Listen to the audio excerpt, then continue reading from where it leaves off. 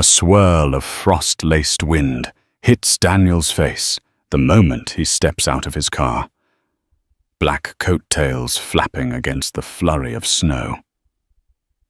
The Winter Ball has been the most anticipated event of the year, a glittering palace of music-rich wines and elite company. But for Daniel, it's another stark reminder that he's walking in alone. He steels himself determined not to let memories of the past taint his evening. Then across the ballroom's grand foyer, he catches sight of her Eleanor, his ex-wife. She isn't alone. She's holding the hands of 4 children who each carry the exact color and shape of his own eyes. The Winter Ball took place in the heart of Manhattan at the luxurious Plaza Hotel near Central Park. Crisp December air clung to Daniel White's every breath as he made his way past doormen who greeted him with polite nods. The swirling lights of the city reflected on the fresh snowfall, granting an almost fairy tale aura to the evening. Inside, the hotel's lobby dazzled with poinsettias, golden wreaths, and artful Christmas trees. The florid notes of a string quartet wafted through the corridor, luring him toward the grand ballroom. Daniel, 37 years old, had always been considered dashing. Tall with a chiseled jaw and haunted green eyes, he moved with a confident grace that came less from ego and more from an innate sense of self. Yet tonight, an uninvited pang of loneliness gripped his heart. Attending the ball alone was never his plan. Just a year ago, he had imagined standing here with his wife Elena on his arm, both of them in elegantly tailored outfits, exchanging polite smiles with Manhattan's elite, forging connections for their philanthropic endeavors. But life had taken a brutal turn. He and Elena parted ways under painful circumstances that still felt raw. Despite the veneer of normalcy, he attempted to wear Tom Ford suit perfectly, knotted tie, polished demeanor. Daniel felt like an open wound in the midst of a glittering crowd. Every decoration, every swirl of laughter, every passing perfume reminded him of the life he had lost.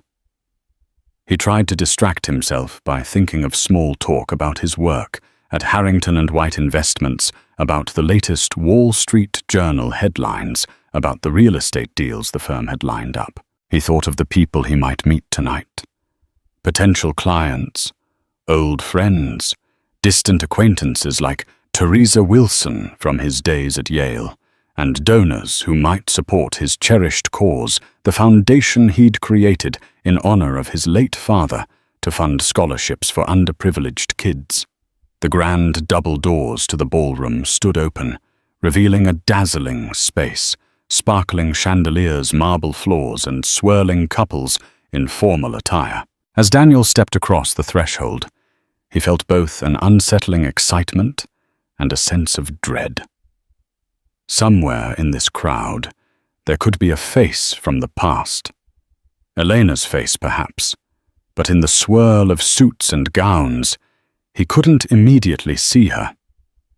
He exhaled slowly, reminding himself that this evening was meant to be a fresh start, or at least a test of his ability to move on.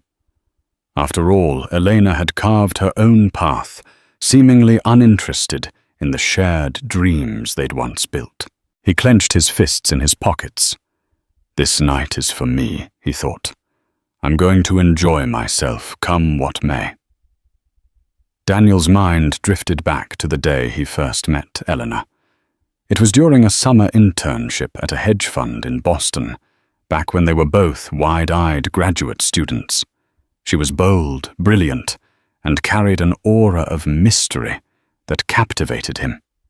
Elena's luscious dark hair framed her olive complexion, and her deep brown eyes flashed with ambition. She had come from a modest background in Montreux, Switzerland, and her accent, along with her fierce determination, made her stand out among the crowd of interns.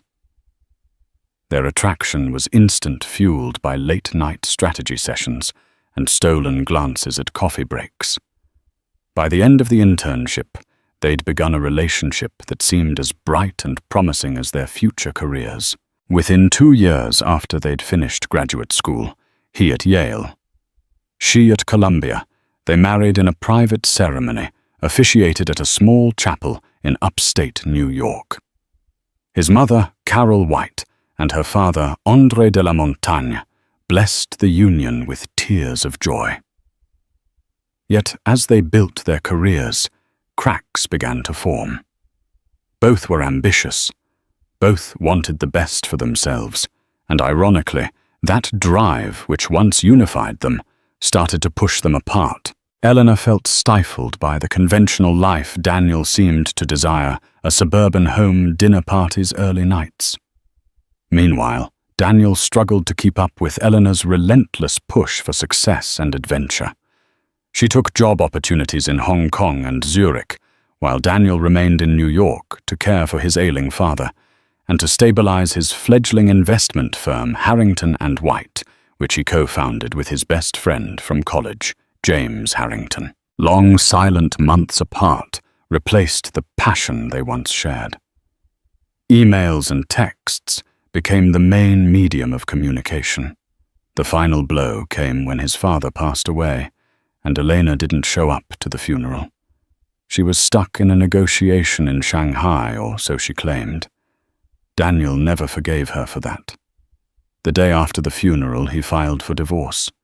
The year since the divorce was granted felt like a haze of regrets and half-hearted attempts to move forward. Daniel's mother tried to console him.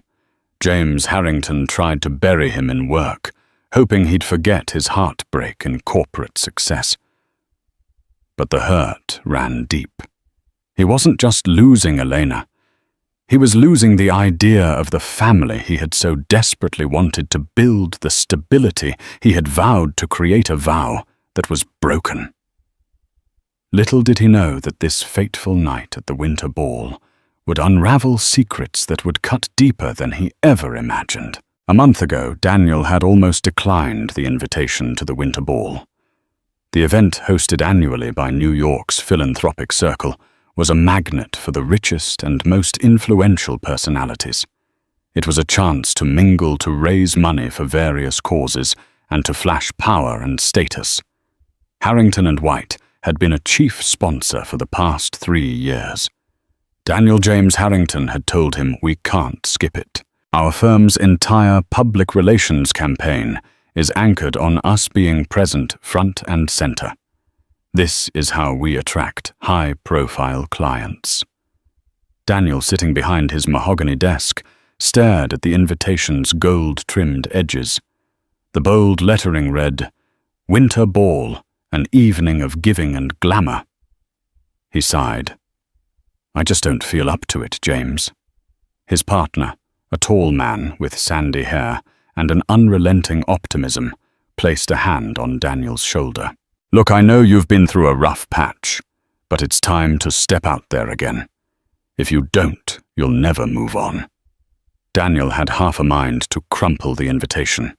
Memories of attending this event with Eleanor the previous year, dressed in matching midnight blue ensembles, dancing under the chandelier, celebrating the expansion of their philanthropic network, still haunted him. Back then, the final stage of divorce was looming, even if they pretended all was well in front of the cameras. But James had a point. Daniel's philanthropic foundation needed exposure, and the firm needed him to show that he was still the confident leader they all relied on.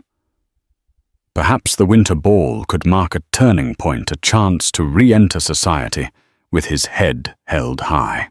After all, what were the odds Elena would be there?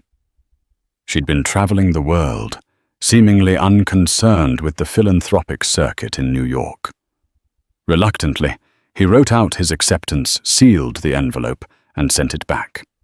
The next day, he forwarded his measurements to his tailor for a new suit, an outward sign that he intended to move forward, even if his heart still lagged behind. The clink of champagne glasses and the resonant echoes of string instruments filled the grand ballroom. Women in sweeping satin gowns floated on the arms of men in crisp tuxedos. A faint scent of pine from the holiday decorations mixed with the sweet aroma of desserts placed at the buffet table. Daniel tried to relax by the refreshment station, swirling a glass of sparkling water. He was never one for too much alcohol, especially not when he needed to keep his wits about him. Around him, clusters of socialites murmured gossip and speculation. Teresa Wilson, a college acquaintance now working for the New York Times, offered him a polite nod from across the room. He returned the gesture, but avoided prolonged eye contact, not in the mood for an in-depth conversation. His eyes scanned the dancing couples, the swirl of color and elegance. Usually he'd find it all mesmerizing. The soft glow of chandeliers overhead, the confident laugh of donors proud to share their wealth, the swirl of philanthropic ambition that actually did some good in the world. But tonight, an uneasy tension weighed on him. Something about the air felt thick, as though the energy in the room was brimming with revelations waiting to be spilled. He stepped away from the crowd, weaving through elegantly dressed men and women. A group of corporate bankers from Goldman Sachs tried to engage him in talk about the stock market's recent fluctuations. Another small cluster from a tech startup pitched their new app. He feigned interest, made a few polite remarks, but found himself inching toward the corner of the room where a sense of quiet serenity reigned, just as he took a seat at a small table beside a pillar draped in silver garlands. His gaze drifted over the dance floor and froze. The murmuring crowd seemed to blur. The music dulled, as if his senses had zeroed in on a single figure. There, standing at the top of the ballroom's ornate staircase, was Elena. She wore a wine-red gown that accentuated her lithe form, her dark hair cascading in loose waves over her shoulders. A hush seemed to envelop him, like a wind had swept through his chest. After all these months, it still felt unreal to see her in person. It wasn't just Elena's presence that paralyzed him. At her sides stood 4 small figures. Children. 2 girls and 2 boys, each no older than 5 or 6. And in the gleam of the chandelier's light, Daniel noticed the most striking detail. Each child's eyes were the same luminous green as his own. His mind reeled. This had to be some sort of trick of the light. It couldn't be. But as Elena stepped forward, guiding them gently down the staircase, the resemblance became even clearer. 4 children with the same color and shape of eyes as Daniel White. A jolt of disbelief electrified his veins. He'd never heard Elena mention children after they split. He hadn't heard a whisper from mutual acquaintances. And now, out of nowhere, these 4 kids appeared, each bearing his most distinctive feature. The glass in his hand trembled. The lively chatter of the ball receded to a low hum. All he could do was watch, transfixed, as Elena and those children moved further into the throng of people, heading unerringly in his direction. Daniel rose slowly, heart pounding. If Elena saw him, she gave no outward sign. She turned to exchange pleasantries with a member of the philanthropic committee, her polite smile carefully in place. The children clung to her hands, one of the little girls glancing shyly around the room. Up close, the resemblance was even more impossible to deny. Each child had inherited the green eyes that were so distinctive in Daniel's family. Each had some subtle aspect of his facial structure, a dimple on the cheek, the angular tilt of the jaw, the gentle curve of the nose. He approached his steps, halting uncertain how to break the barrier of polite society that kept them separated. A swirl of dancers momentarily blocked his path. By the time he emerged into an opening, Eleanor was there, mere feet away, her expression unreadable. "Hello, Daniel," she said quietly. Even amidst the swirl of music and conversation, her voice carried to him, as though they were the only two people in the room. Her accent seemed a touch more pronounced than usual, or perhaps he was just hyper-aware of every detail in this moment. He swallowed, noticing the children shift uncomfortably behind her. "Elena," he managed, forcing out the word. Another breath. "I didn't know you'd be here." Her eyes flickered. The invitation came through an old contact. Well, I wanted to support the cause. Also, I thought it might be time. Time, he repeated. He let the word linger, casting a glance at the children, who were now standing awkwardly, clearly unsure of what was happening between the grown-ups. Time for what? She hesitated, and her gaze fell to the floor. Then, drawing in a soft breath, she said, "Time for you to meet someone." Turning, she placed a gentle hand on each child's shoulder. "Mon chéri," she whispered to the boy on her right. "This is Daniel. He's an old friend of mine." Daniel's heart twisted. Just an old friend. The boy looked up, wide-eyed, and offered a polite greeting. The rest followed suit, each voice small but distinct. Two girls, two boys all in a line. His mind whirled. He couldn't form the words to ask the burning question, the question that screamed for an answer. Instead, he forced a cordial smile. "How do you do?" "We're fine," replied the eldest boy, whose hair was chestnut, just like Daniel's was as a child. "My name's Sebastian." The others introduced themselves, Madeline, Florence, and Thomas. The mention of their names hammered in the reality of their existence. Daniel extended his hand tentatively, and each child shook it with a curious, polite manner that seemed unusual for their ages. At last he turned to Elena with an expression that must have pleaded for some kind of explanation. She read it clearly. "Daniel," she said in a low tone, "I didn't plan on bringing them here to shock you. But I thought maybe this was the right time to tell you the truth." A tumult of anger, confusion, and heartbreak welled up in him. He glanced around, mindful of the many guests who might be watching. "Perhaps we should talk somewhere private." She nodded. "Yes, let's go to the side lounge. The children can stay with my nanny for a moment." She turned and beckoned a woman standing discreetly by the door, who hurried over and led the children away. A dull roar filled Daniel's ears as he and Elena glided along the perimeter of the ballroom.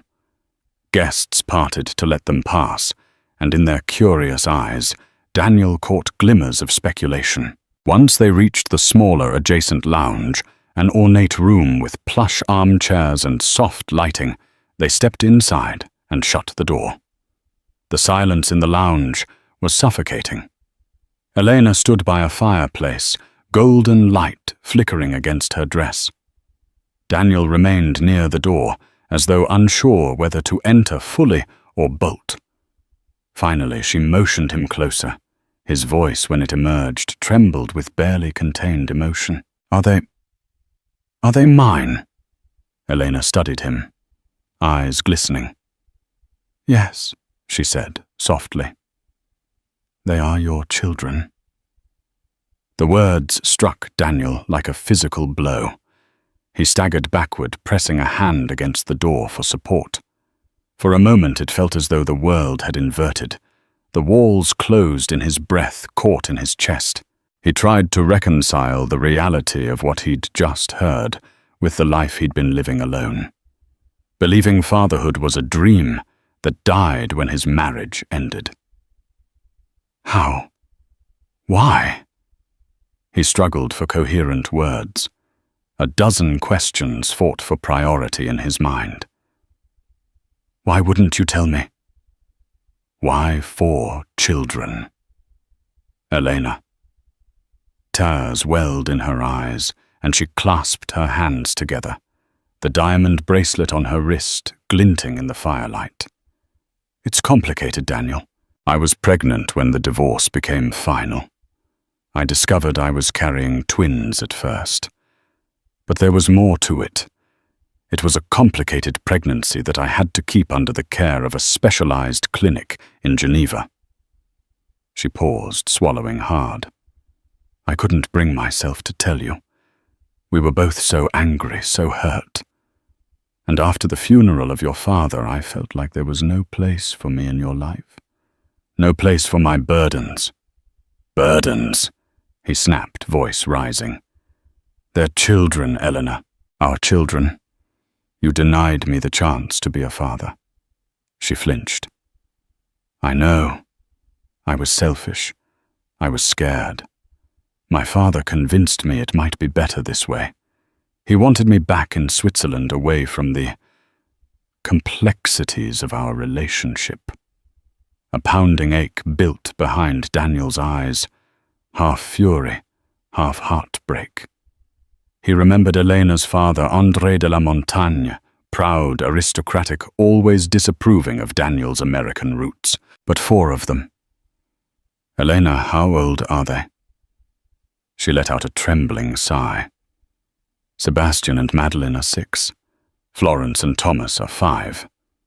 Yes, I was already pregnant once before the divorce process, and it was a complicated timeline. I found out I was expecting Florence and Thomas much later. The pregnancies were nearly back-to-back. I kept it hidden under the chaos of traveling, and I found ways to manage without letting you know. Daniel closed his eyes. Waves of disbelief washing over him. For all this time, you never once sent me a clue. Never told me you'd had them. Tears slipped down Eleanor's cheeks. I wanted to multiple times, but each time I gathered the courage, something stopped me. Your mother's health issues, the business expansions, and your anger. We left things so bitterly. I thought I could protect the children by keeping them away from a toxic environment. She shook her head. I see now. That was a mistake. Mistake. He barked a humorless laugh. It's so much more than that. Elena, you've robbed me of 6 years of fatherhood. I could have known them, raised them. She lowered her head. I'll never be able to make that up to you or to them, but I can try to fix it now if you'll let me. Daniel sank into an armchair, his limbs numb. This revelation turned his world inside out. For so long he'd thought fatherhood was an unreachable horizon, especially after the divorce. Now he had children, 4 living, breathing children who bore his eyes, his features, his lineage. He wanted to hate Eleanor, to rage at her for this injustice. But a quiet voice in his heart reminded him of how he'd once loved her, how complicated their parting had been. You should have told me, he whispered, pressing his palms to his eyes.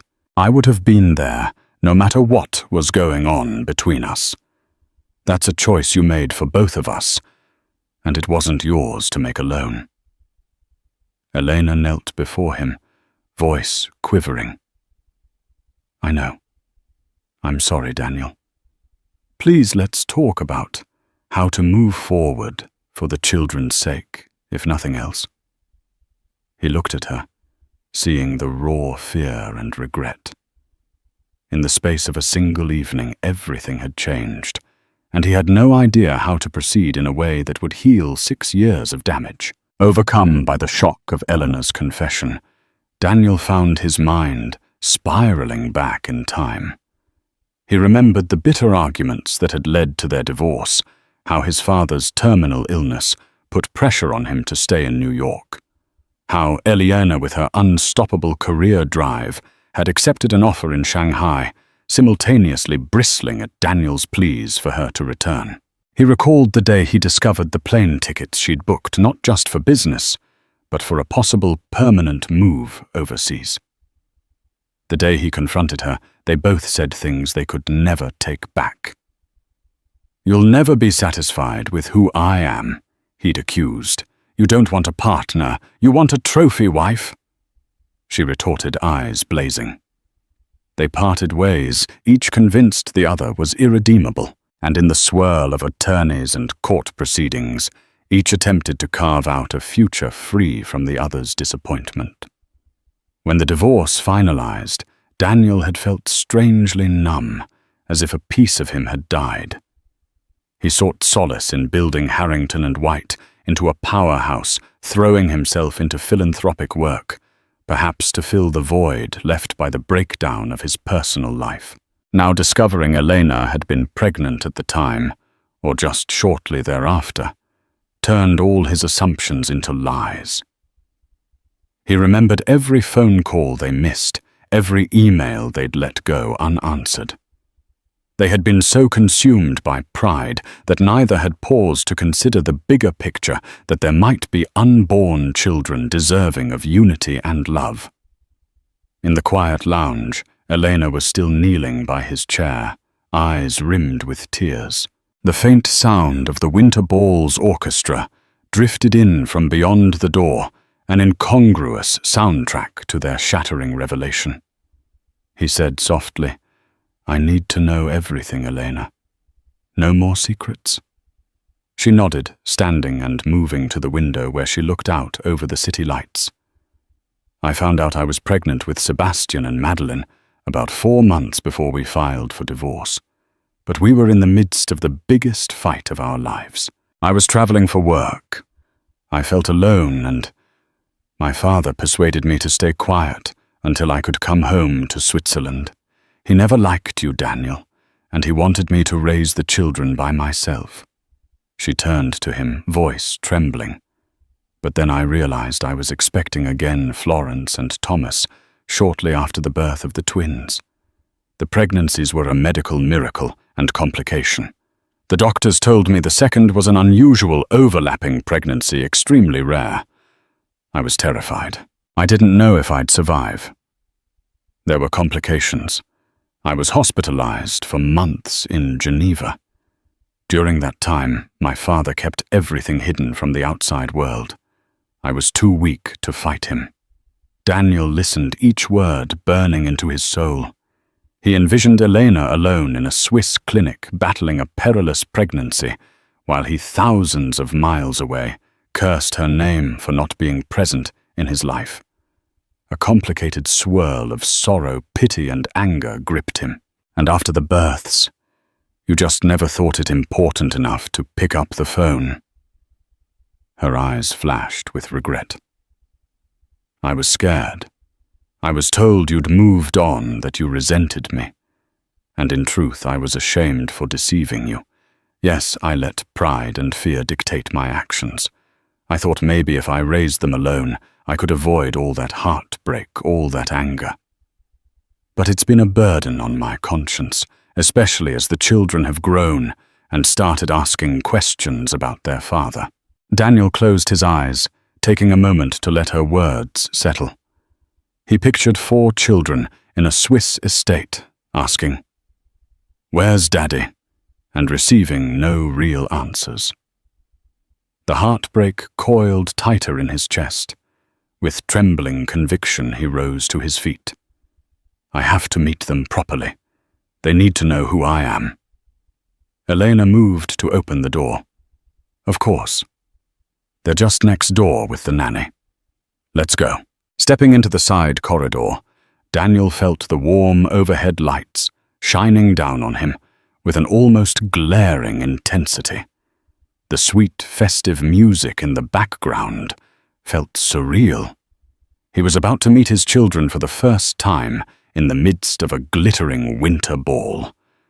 In a small antechamber, the 4 children sat in a circle with their nanny, a petite woman named Dominique, who was reading them a story to keep them occupied. As soon as Elena and Daniel entered, the children looked up, their wide green eyes fixed on Daniel. Madeline, the older girl, peered at him with curiosity. "You look like me," she said quietly, as if discovering something extraordinary. Daniel knelt, feeling tears prick at his eyes. "I guess we do look alike," he replied. Sebastian, the older boy, placed his hands on his hips with a surprising note of confidence. "Maman says you're very important in New York. Are you a prince or something?" Daniel couldn't help a small smile. "No, I'm not a prince. I just help run a company. And I do some work helping others." Florence, a shy girl, nestled closer to her nanny. "Are you a good man?" she asked, her voice small. The question speared Daniel's heart. He glanced at Elena, who was silently watching, tears shimmering on her lashes.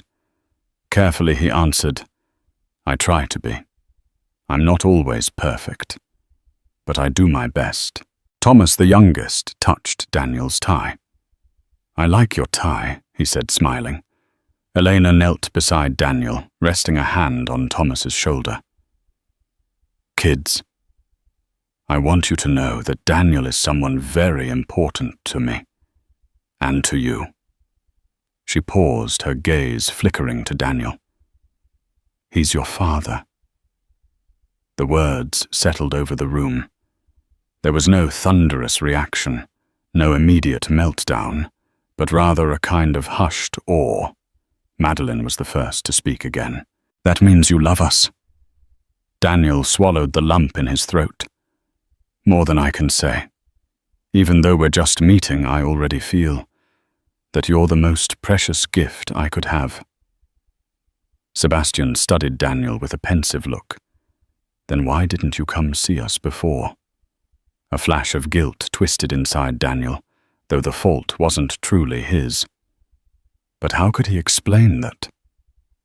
He glanced at Elena, who placed a gentle hand on Sebastian's shoulder. "That's my fault," she said. "I didn't tell him where we were. Sometimes adults make mistakes." Her admission left the children quiet. They seemed to accept it with a resilience that only children possess. Slowly, Thomas reached up and touched Daniel's hair, as if to confirm he was real. Daniel felt his heart break and mend all at once. He opened his arms hesitantly, offering an embrace. One by one, the children stepped forward. Madeline first, then Sebastian, then the others. Their small arms wrapped around him, and for a moment he closed his eyes, letting the warmth of their presence wash over him.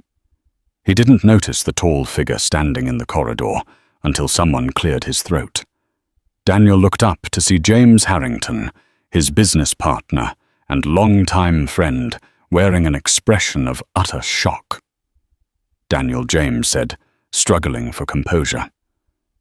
I've been looking for you, but I see you're preoccupied." His eyes roved over the 4 children. "Are these?" Daniel nodded, still holding on to the children. "Yes." "Mine."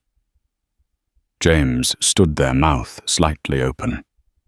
But he rallied quickly, offering a small congratulatory nod. "I see. Well, I'll leave you to your reunion."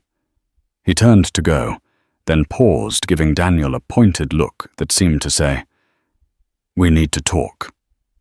Daniel knew with a sinking feeling that his entire life, personal and professional, had just undergone a seismic shift. Everything from finances to living arrangements to his carefully curated public image would change once it became public knowledge that he had 4 children he'd never mentioned. And in his mind, he couldn't help wondering if more secrets were lurking behind Elena's sudden reappearance. Later that evening, after ensuring the children were settled in a quiet corner, with Dominique, Danielle, and Elena, slipped away to find more privacy. They went up a short flight of stairs, ending up on a balcony overlooking the ballroom floor. Below them, the party continued in full swing, glittering gowns, twinkling lights, the hum of polite conversation. He stared down at the swirling crowd, then turned to Elena. "This is a lot to take in, Elena.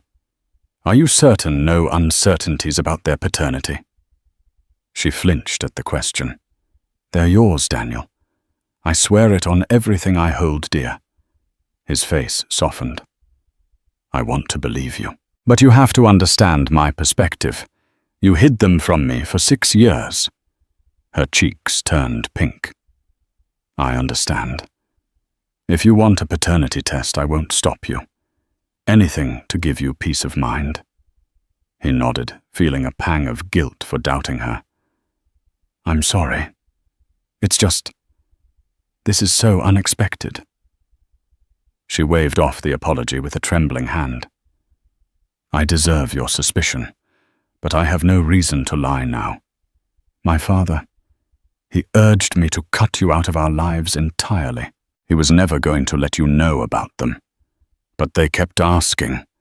They wanted to know why they didn't have a daddy like other children.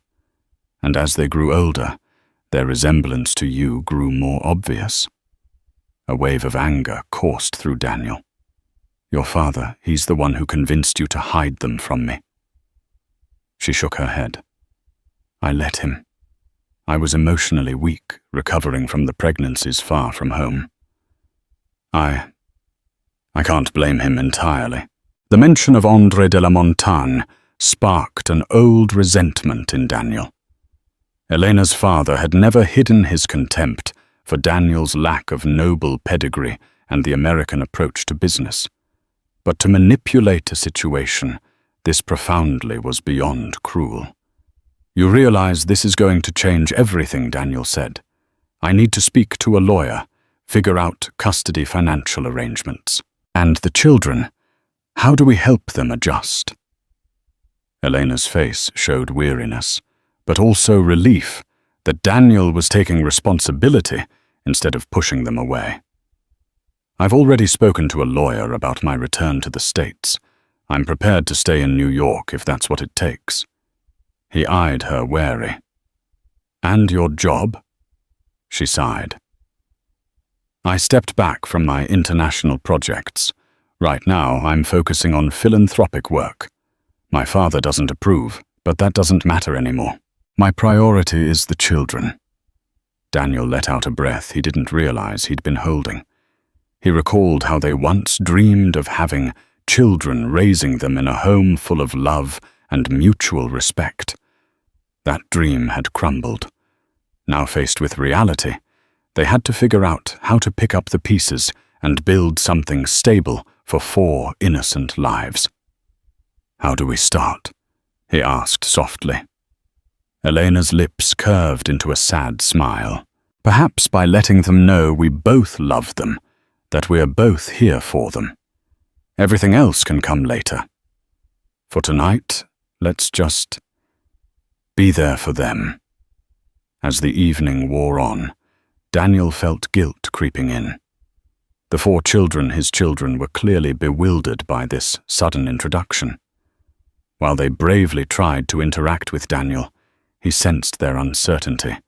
After all, in their young minds, he was a stranger who happened to share their eyes, face shape, and last name. He tried to be jovial with them, kneeling to their level, listening to their half-formed stories about Switzerland, about their school, about the snow-capped mountains they missed.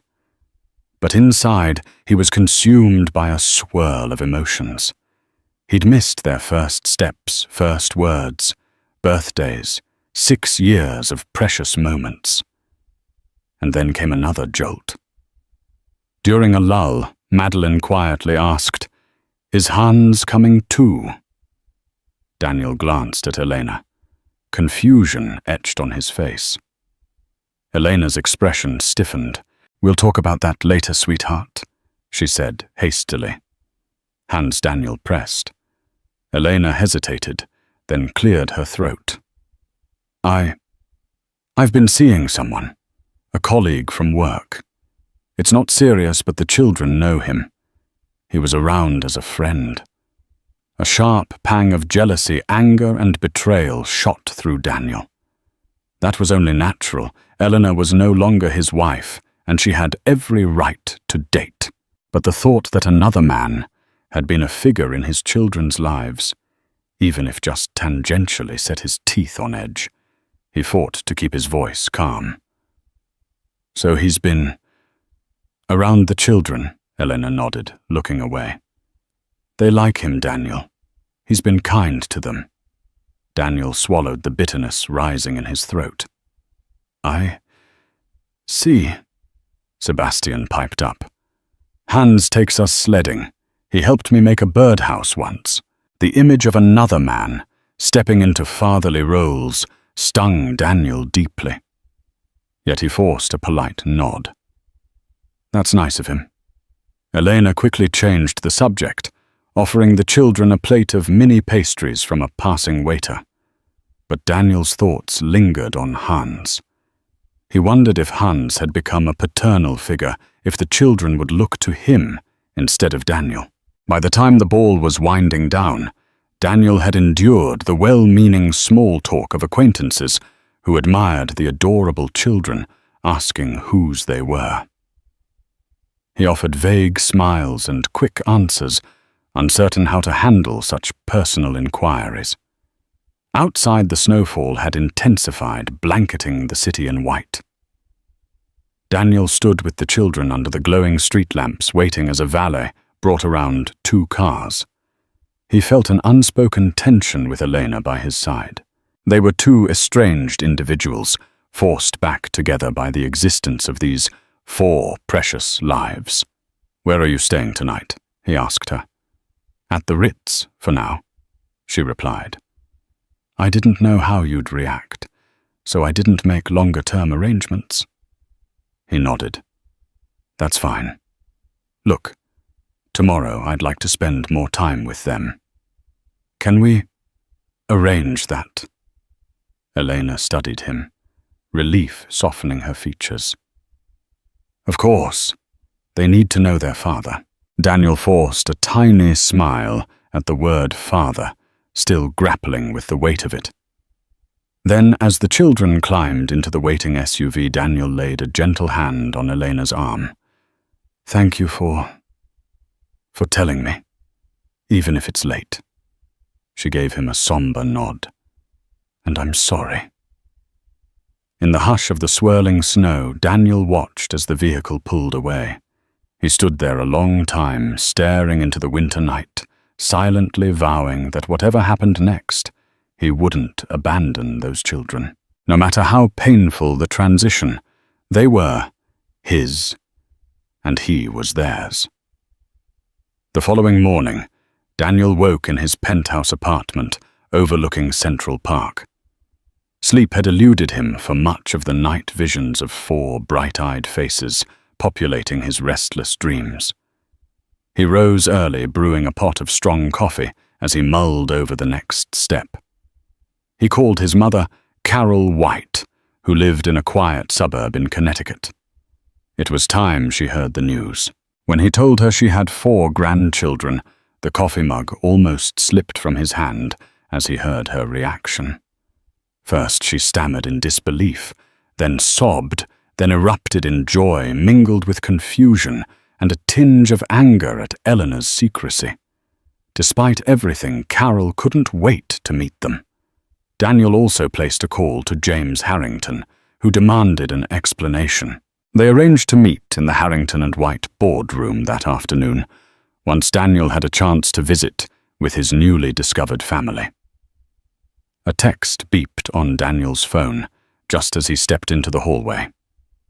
"Elena, we're at the Central Park Zoo with the kids. Meet us here if you can." Daniel hurried to dress, donning a casual sweater and coat. The crisp winter air bit at his cheeks as he strode down the block, weaving past holiday shoppers and carriage horses. The sense of surreal anticipation made his heart pound. At the zoo's entrance, he found Elena and the children watching seals swim in a large tank. The children spotted him first, waving excitedly. His chest warmed at their enthusiasm. He approached with a smile. "Hey guys," Sebastian grabbed his hand. "Look at the seals, Papa." The casual use of Papa startled Daniel, but he squeezed the boy's hand in response, a lump forming in his throat. Elena noticed his reaction. "They adapt quickly," she murmured, eyes bright with unshed tears. They strolled along, admiring the polar bears and penguins, occasionally stopping to buy hot cocoa. Daniel tried to soak in every detail, how Madeline tugged on his sleeve to show him her favorite animals. How Thomas giggled when the penguins waddled, how Florence shyly stuck close to Elena, how Sebastian asked a million questions about everything. They were a family moving in a loose cluster, forging a tender sense of unity. Yet Daniel couldn't help noticing a shadow in Elena's gaze, as if she were keeping another secret. After a while, Sebastian raced ahead. "Papa, there's an ice sculpture over there." Elena and Daniel lagged behind, exchanging a look. "They're incredible," Daniel remarked. "Smart, curious. I'm amazed at how they each have their own personality." Elena smiled. "You would have made a wonderful father, Daniel." He regarded her intently. "Is there anything else you haven't told me? Because right now I need the truth. Everything." She sighed, glancing away. "There is something else, but I wasn't sure how to bring it up. It's about Thomas. He's had some health issues since he was born prematurely." Alarm raced through Daniel. "Health issues? Is he okay?" "He's mostly fine," Elena said quickly. "But he has a minor heart condition. The doctors say it's manageable with medication and monitoring. He might need surgery in the future, but there's a good chance he won't." Daniel's face paled. "My God, Elena, you should have told me. I'd have been there for him." She placed a hand on his arm. "I know. This is what I regret most. I'm ready to set things right now. I've brought them here so we can live in New York for a while, see specialists if needed, and ensure he gets the best care. I'll bear any cost if you want." Daniel's response was immediate. "No. We'll share it. He's my son, our son.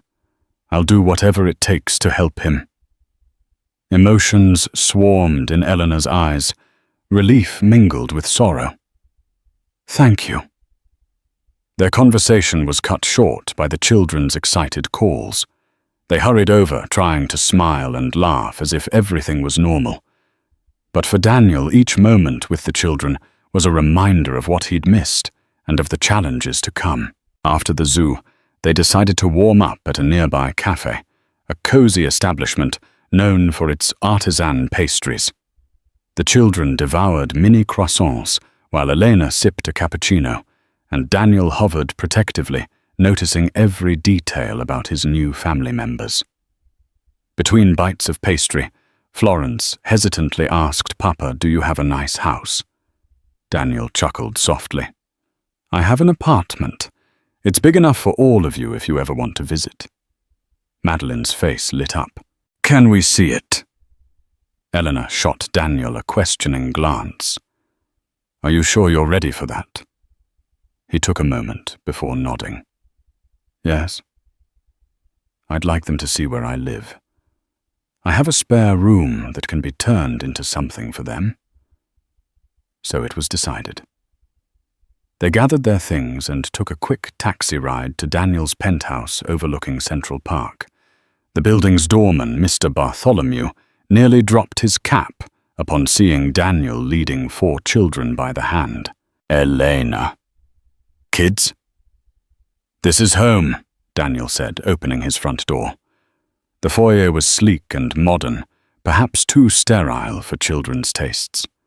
Sebastian's eyes widened at the floor-to-ceiling windows, while Madeline squealed with delight at the view of the snowy treetops and distant skyscrapers. They spread out, exploring. Elena followed them, pointing out paintings and artifacts Daniel had collected. Her gaze stopped on a photo of Daniel's parents. "Your mother will be ecstatic," she said. "She's already invited all of you to spend Christmas in Connecticut," Daniel replied. A flicker of fear touched Elena's face. It might be overwhelming to meet your entire family so soon. He shrugged gently. They're the children's family too, Elena. We can take it slow. I just want them to feel welcomed. She nodded, watching Thomas run giggling across the living room's polished floor. They deserve a big family Christmas. They've never really had that. A warm feeling grew in Daniel's chest. Maybe despite the heartbreak, they could form a family dynamic, if not as husband and wife, then at least as coring co-parents. Suddenly, Eleanor's phone buzzed. She glanced at the screen, her face paling. She excused herself, stepping into the hallway. Daniel lingered, an uneasy feeling creeping over him. A few minutes later, Elena returned, face ashen. "What's wrong?" he asked. "It's Hans," she said, voice tight. "He's in New York. He wants to see me and the children." Daniel felt a sudden wave of protectiveness, almost territorial. He has no claim on them. I'm their father. Eleanor placed a hand on his shoulder. It's not that simple. The kids know him. They care for him. But I'm here now, Daniel insisted, trying to quell the anger. I won't just stand by while some stranger plays father. She looked torn. I understand.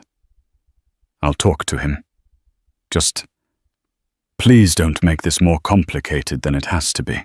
Daniel exhaled, controlling his temper. Fine. But I want to be present for any meeting. The children need stability, not confusion. Elena nodded, and the tension in her shoulders seemed to ease. But the mere prospect of Hans stepping into the picture threatened to upend the fragile dynamic Daniel and Elena were beginning to forge.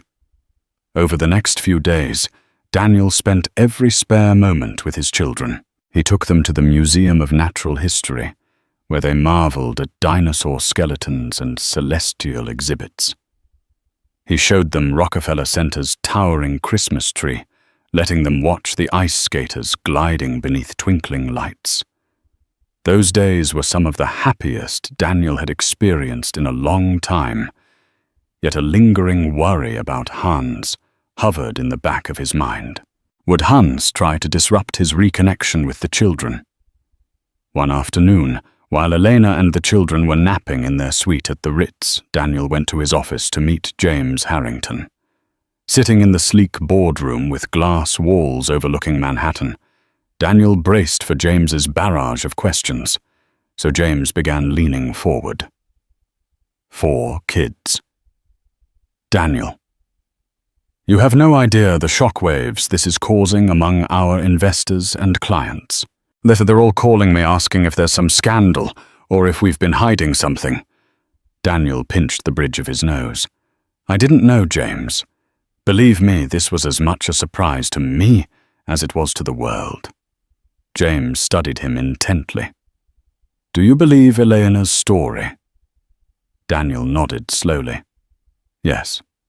She's done a DNA test already. Or at least she's offered it. I believe her. They have my eyes, for God's sake. James exhaled. All right. So how are we handling this from a PR standpoint? Daniel thought for a moment.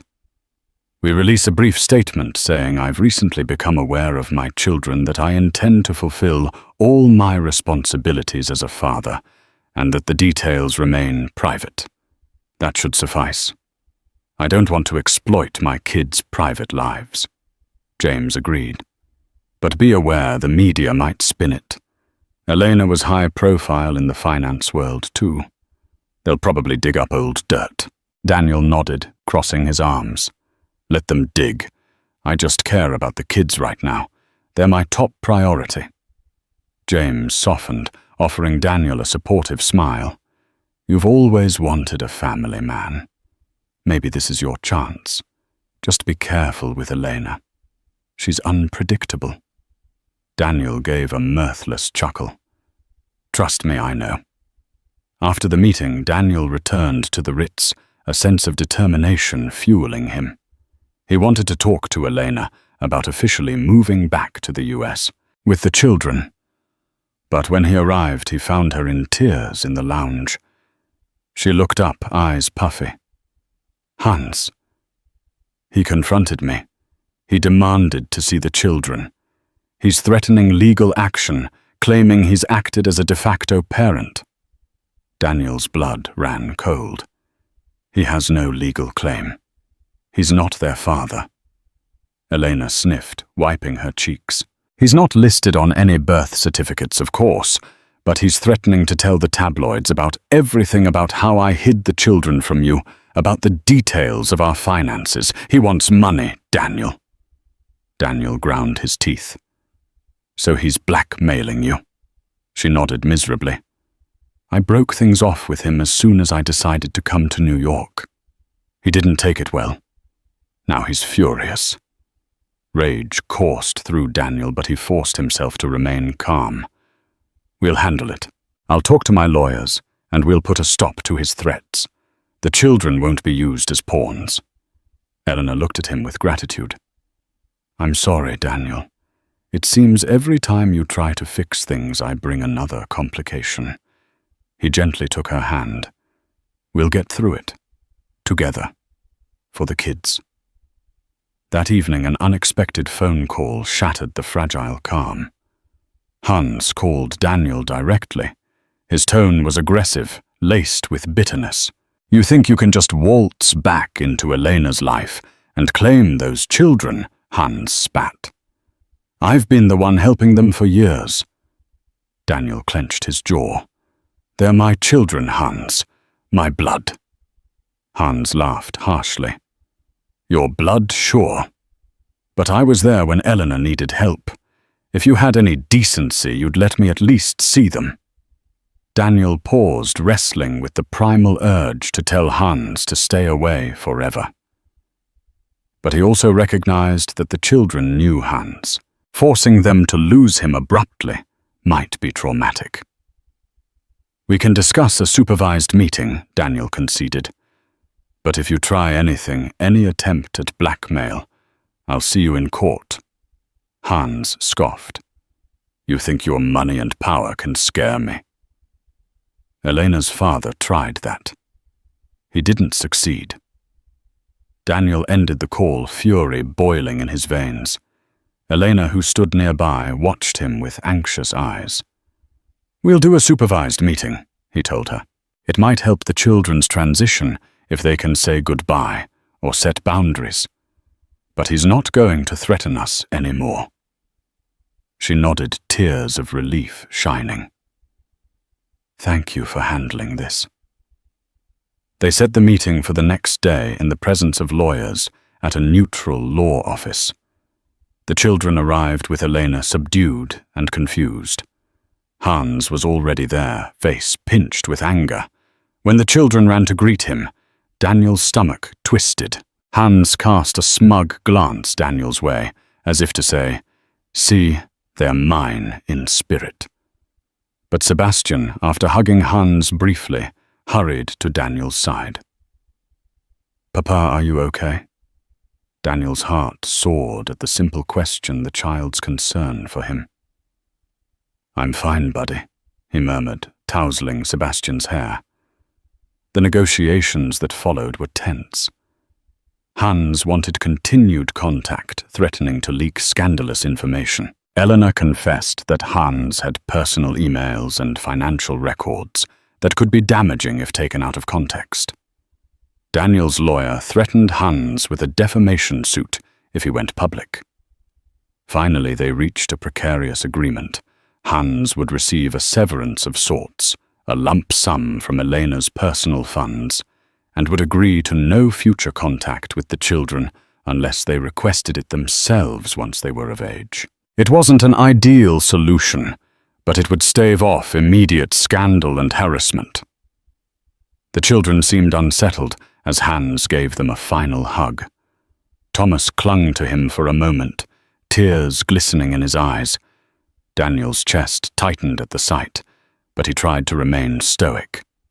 Hans left abruptly, slamming the door behind him. Outside the office, Eleanor knelt to comfort the children, tears streaming down her cheeks. Daniel joined them, feeling the weight of these events pressing down on their small shoulders. In that moment, he promised himself he would never let them feel abandoned again. In the weeks that followed, life settled into a new rhythm. Elena and the children moved into a rented townhouse near Daniel's apartment. Daniel spent his weekends showing them American traditions, like decorating a Christmas tree, baking cookies, and practicing English holiday carols. The day finally came for the children to meet Carol White, their grandmother in Connecticut. Despite the tension and swirling emotions, the meeting was a joyous occasion. Carol wept openly as she embraced each of her grandchildren, scolding Elena only briefly for keeping them hidden for so long. Christmas morning found them all gathered in Carol's cozy living room. Snow fell softly outside. The children squealed over presents, and Elena found herself welcomed warmly, surprisingly so, by Carol's motherly grace. Daniel, dressed in a comfy sweater, took time to reflect on how drastically his life had changed in mere weeks. He now had the family he had once dreamed about, though not in the way he'd imagined. Eleanor and Daniel still had much to resolve. Their romantic relationship remained uncertain. Old wounds and betrayals lingered, but so did a lingering thread of love.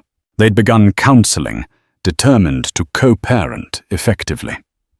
Whether or not they would reconcile as a couple remained to be seen.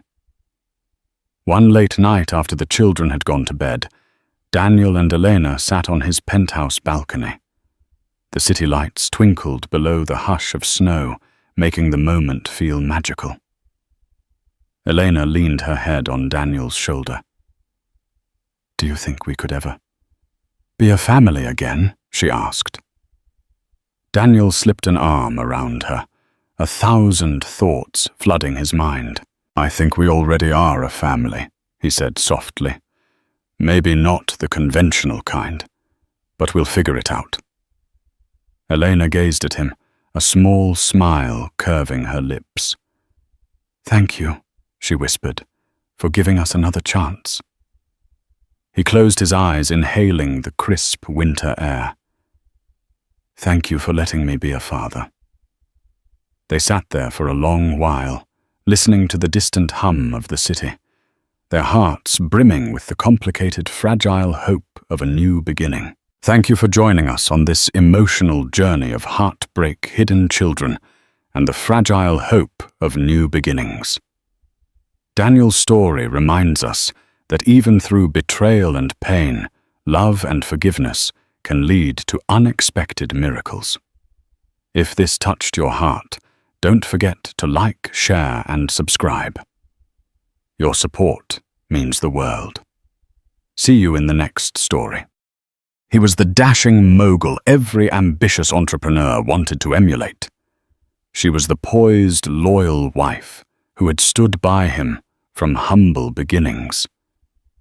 No one would have guessed that behind the gated mansion's manicured lawns, betrayal festered like poison.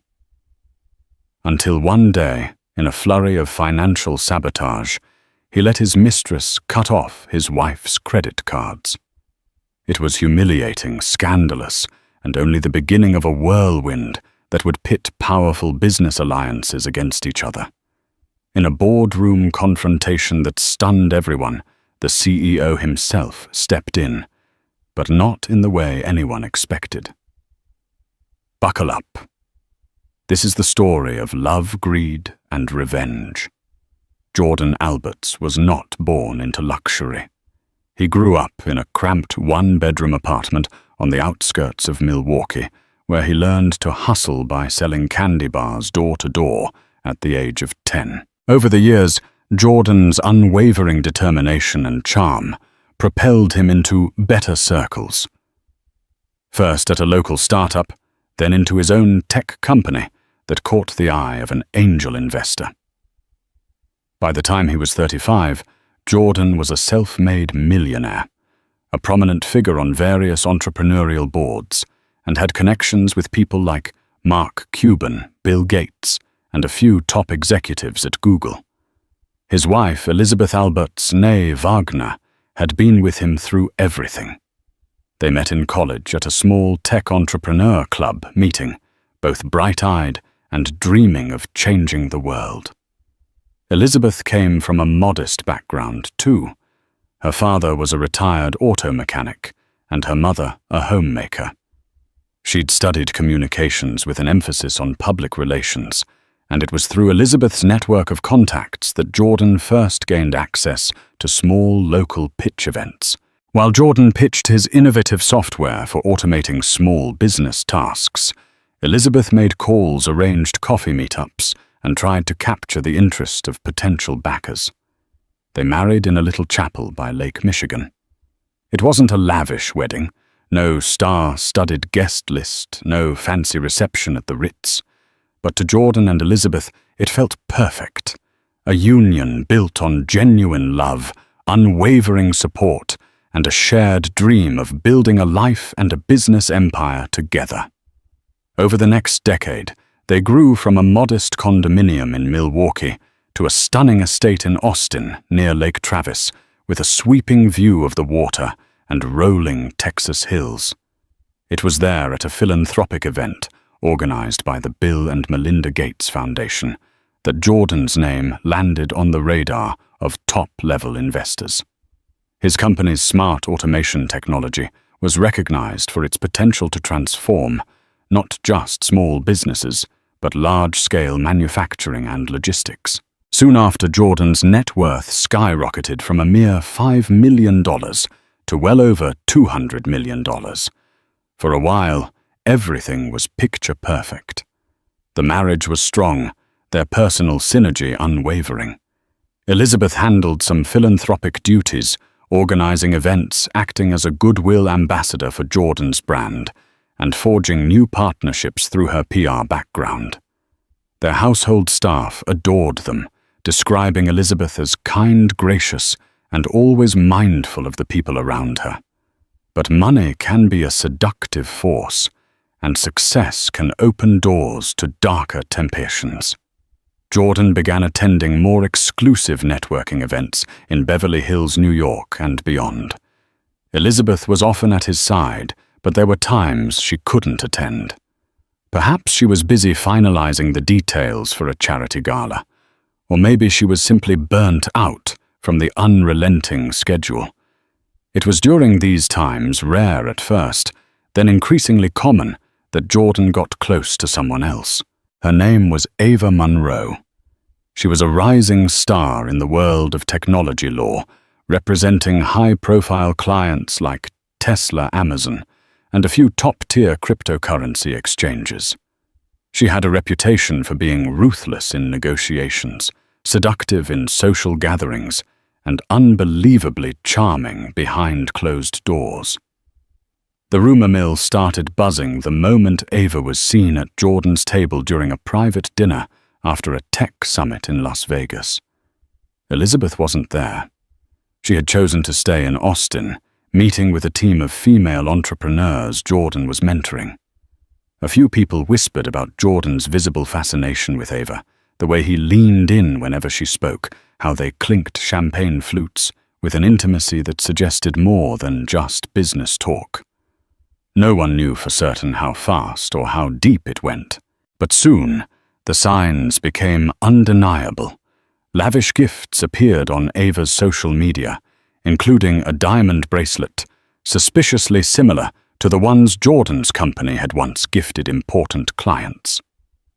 Photos emerged of Jordan and Ava at high-end restaurants in Manhattan, always carefully angled to obscure Jordan's face, though keen observers could still identify him by the sliver of a recognizable watch or the faint reflection in a mirrored wall. By the time the rumors reached Elizabeth, they were no longer rumors, but near-confirmed facts.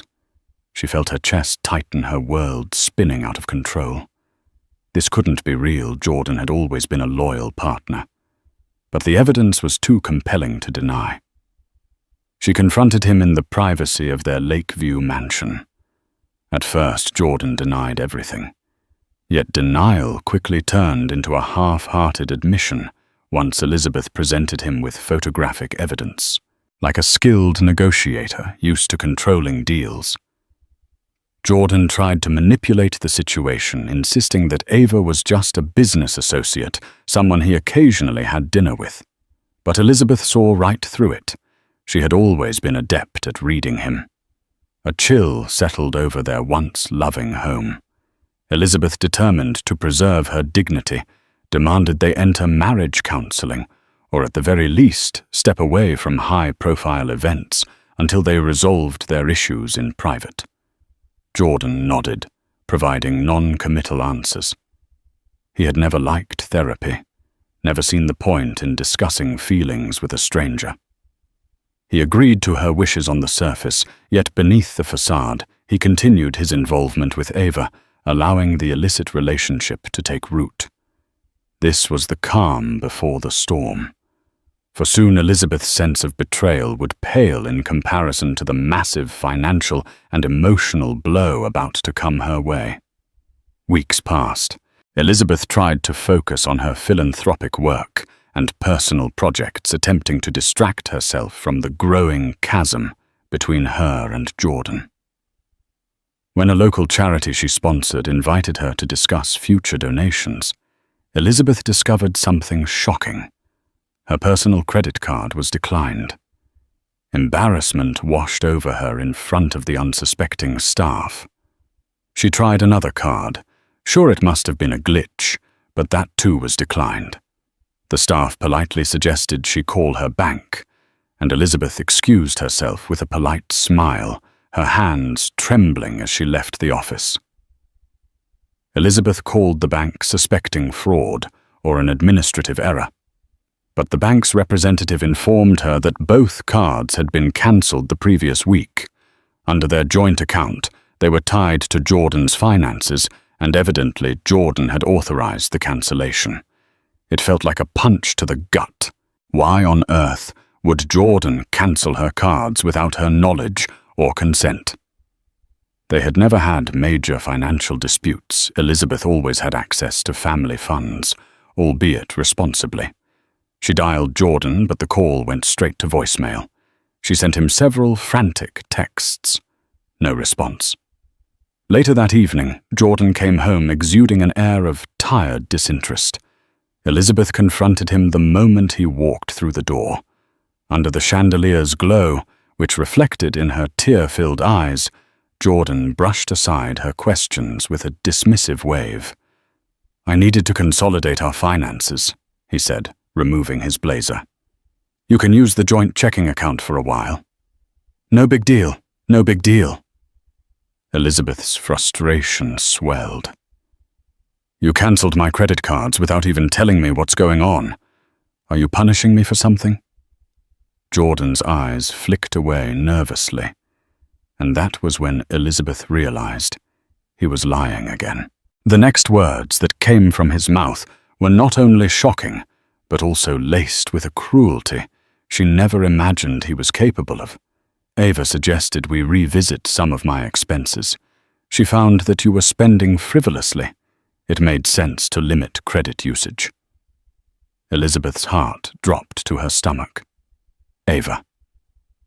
That woman was now meddling in their finances. As if the affair wasn't enough, Jordan had allowed this mistress to encroach into an arena that Elizabeth believed was sacred, her own household stability. "What is Ava doing reviewing my spending? Since when does your fling get to decide what is or isn't frivolous?" Elizabeth spat tears, threatening to spill. Jordan made an attempt at a calming gesture, but his words only fanned the flames. "She's helping me restructure. Her firm has great insights into corporate finances. This is about the business, Elizabeth. It's not personal." Not personal. Elizabeth recalled how intimately personal their marriage had always been. They built every aspect of their lives together, from small decisions about wallpaper colors to big entrepreneurial leaps that demanded everything from both of them. Now Jordan was shutting her out, consulting Ava instead. In a quavering voice, Elizabeth demanded, "Reinstate my cards. I am your wife. I have a right to our finances, and you know I've never been irresponsible with money." Jordan's face hardened with a new arrogance. "Not until we finalize our restructure," he said, referring to some nebulous plan Elizabeth knew little about. "I'll handle everything in the meantime." That moment, that cold exchange, was a harbinger of the bigger heartbreak to come. If Jordan was letting Ava control such details, what other aspects of their marriage was he willing to let her sabotage? As the days turned into weeks, Elizabeth discovered one more blow after another. The monthly allowance she used to cover household expenses had been slashed without explanation. The staff, including her personal assistant, was laid off. Bills began piling up, addressed to her name, but with no means to pay them aside from groveling at Jordan's feet. Friends and family started to notice. Elizabeth tried to hide her shame. She confided in her sister Caroline, who was enraged at Jordan. "This is financial abuse," Caroline insisted. "You should speak to a lawyer." Elizabeth shuddered at the thought. She still believed they could salvage their relationship, that Jordan would snap out of whatever daze Ava had put him in. Yet a small part of her whispered that maybe Caroline was right. Then came a fateful meeting at a hotel conference suite in Los Angeles, one that Jordan had insisted Elizabeth attend. It was a gathering of major tech moguls, including Jeff Bezos and Elon Musk, who were rumored to be there to discuss new tech innovations in global logistics. When Elizabeth arrived, she quickly realized something was off. She saw Jordan in the lounge area, standing far too close to Ava, exchanging hushed conversations. Seeing Elizabeth from a distance, Jordan slipped away discreetly, leaving Ava behind. Elizabeth approached her husband with a forced smile. "I'm here," she said, desperate to maintain composure. "What's the plan?" Jordan gave a curt nod. "There's a closed-door session for the key players only. You'll have to wait outside." In the past, Elizabeth had always been included in these key player sessions as Jordan's partner and PR advisor.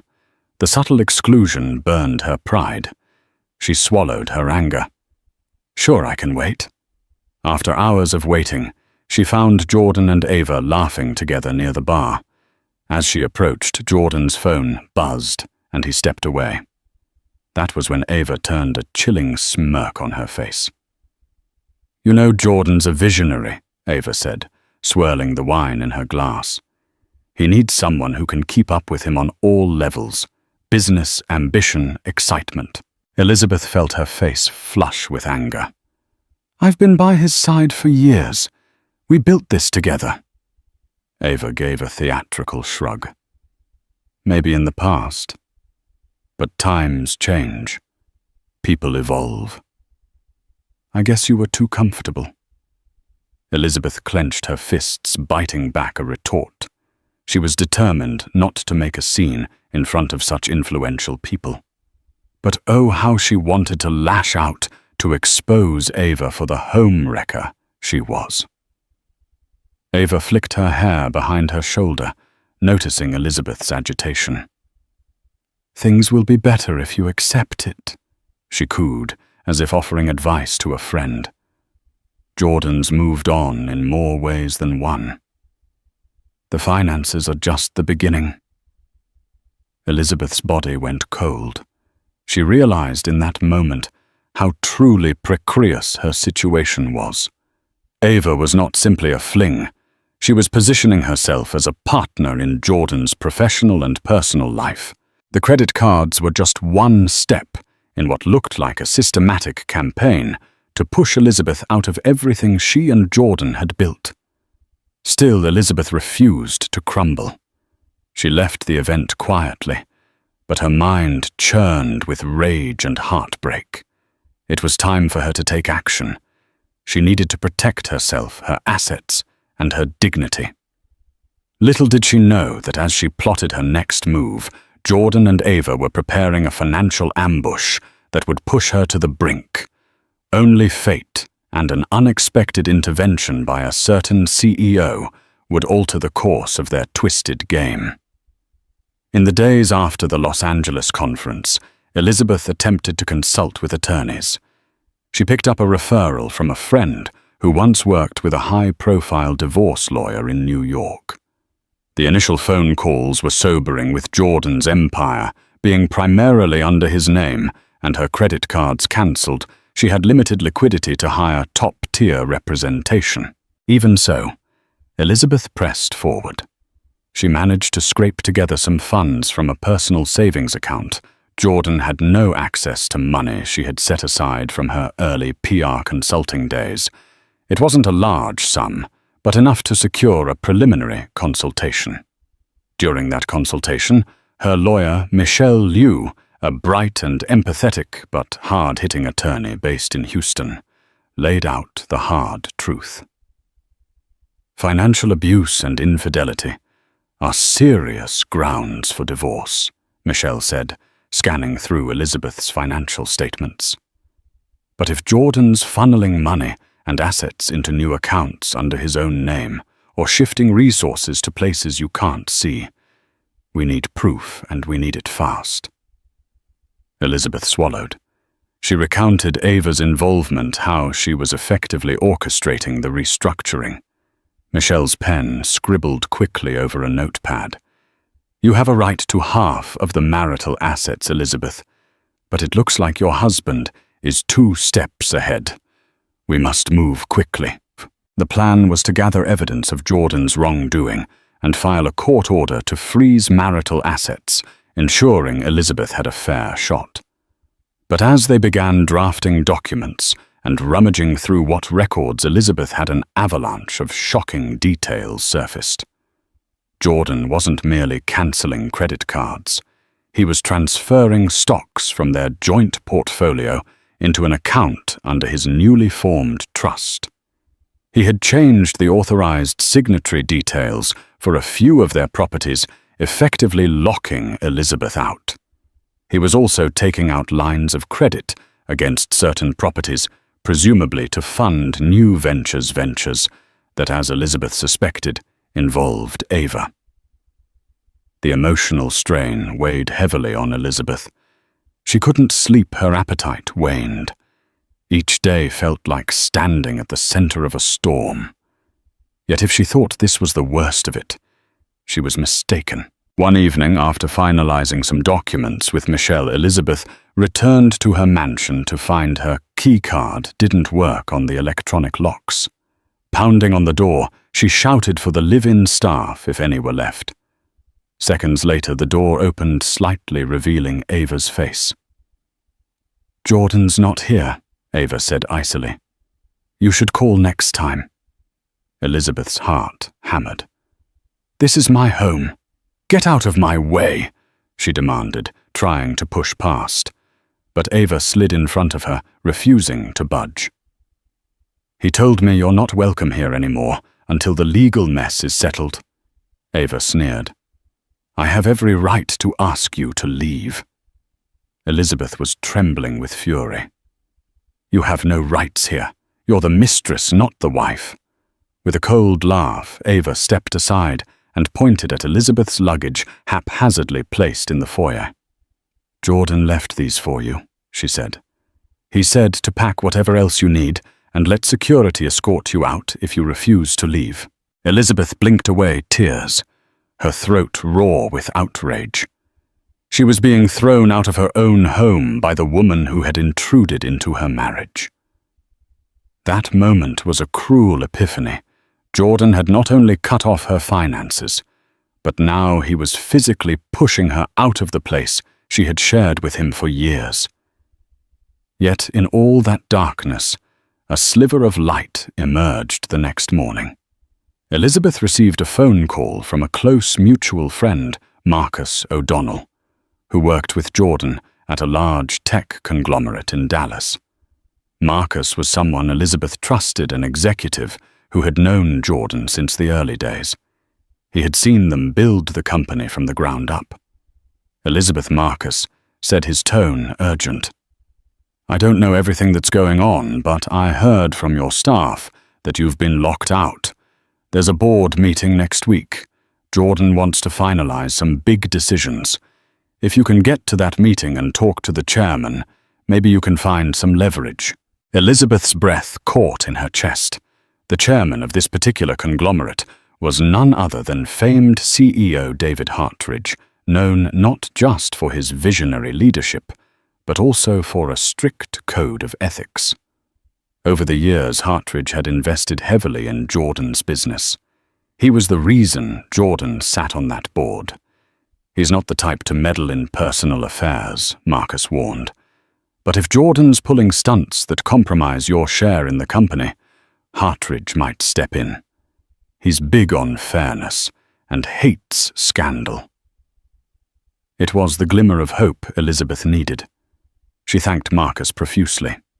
The plan was simple: attend the board meeting, confront Jordan in front of Hartridge, and present enough evidence of Jordan's wrongdoing to ensure the board and possibly the entire conglomerate would not stand for it. She spent the week gathering documents, bank statements, and text message screenshots that implicated Jordan in unscrupulous financial moves. Michelle Liu helped compile everything into a neat folder. "You need to be prepared for Jordan to lash out," Michelle warned. "He'll try to discredit you in front of the board." Elizabeth nodded her determination, overshadowing her fear.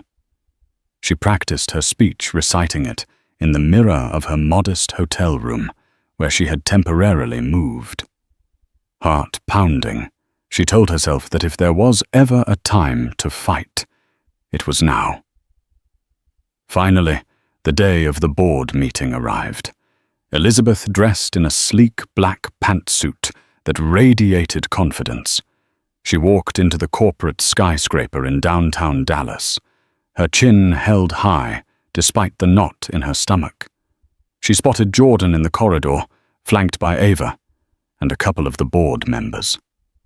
As soon as he saw Elizabeth, his expression darkened. "You're not supposed to be here," Jordan said, trying to keep his voice low. Elizabeth raised her chin. "I'm still an investor in your company. I hold shares. So yes, I'm attending the board meeting." Ava stepped in with a condescending smile. "Don't make a scene, Elizabeth. This meeting is for serious stakeholders." "I am a serious stakeholder," Elizabeth retorted, voice steady. "I'm your wife, still legally, and I'm half of this empire's foundation." Behind them, a tall figure approached CEO David Hartridge himself, a man in his 50s with graying temples and a firm handshake. He regarded Elizabeth with polite curiosity. "Ms. Alberts, I presume?" Elizabeth nodded, handing over her invitation papers and a letter from her attorney, which stated that she possessed partial shares. Hartridge studied the documents, then gave a curt nod indicating she was allowed to attend. Jordan shot Elizabeth a glare that spoke volumes. You have no idea what you're getting into. But Elizabeth did. She was here to preserve her dignity, her livelihood, and the legacy she had helped build. The meeting commenced in a sleek conference room with floor-to-ceiling windows overlooking the Dallas skyline. The board members sat around a large mahogany table, exchanging pleasantries about the upcoming quarter's projections. Jordan made a short presentation on a new partnership with a logistics firm, highlighting expansions and new contracts. A few board members clapped. Then came time for open discussion. Elizabeth raised her hand, clearing her throat. "I'd like to address some concerns about the financial structuring Jordan is proposing." She began, her voice reverberating across the silent room. Jordan's face reddened. Ava, seated beside him, tried to intervene. "We should keep personal matters out of board discussions," she said. But Elizabeth pressed on, raising the folder of evidence. These changes aren't just personal, Elizabeth said. They could affect company stability. Jordan is funneling resources into a new trust making questionable decisions without transparency.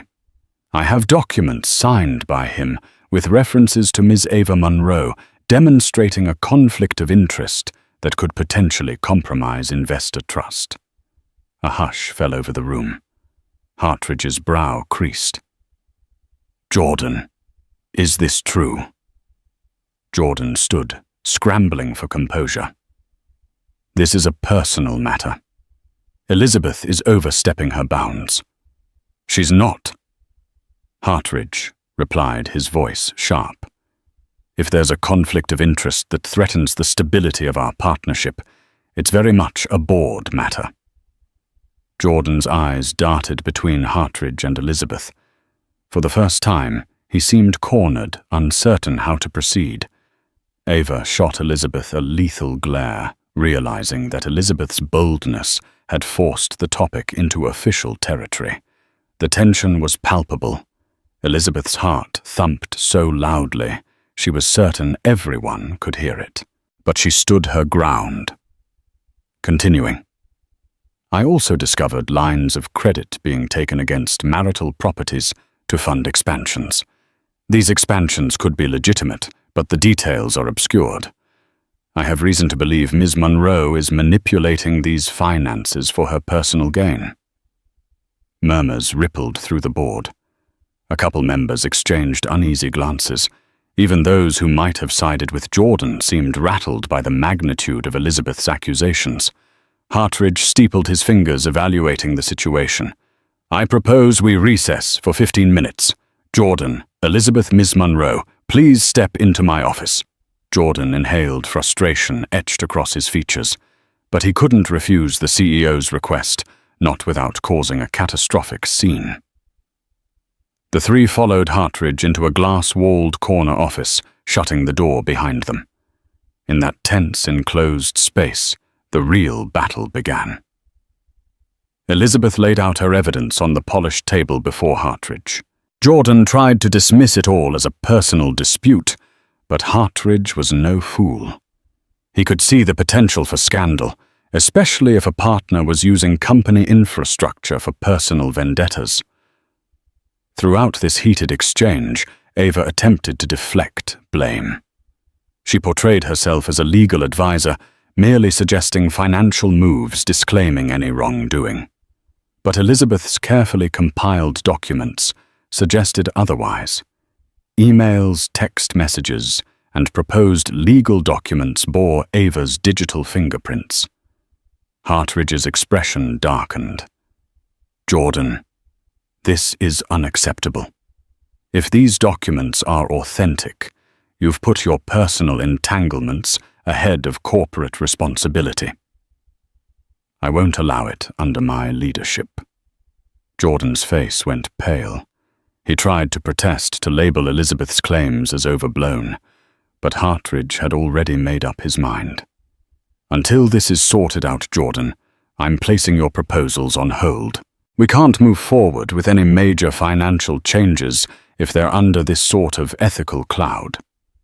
Elizabeth felt a surge of relief, a faint vindication.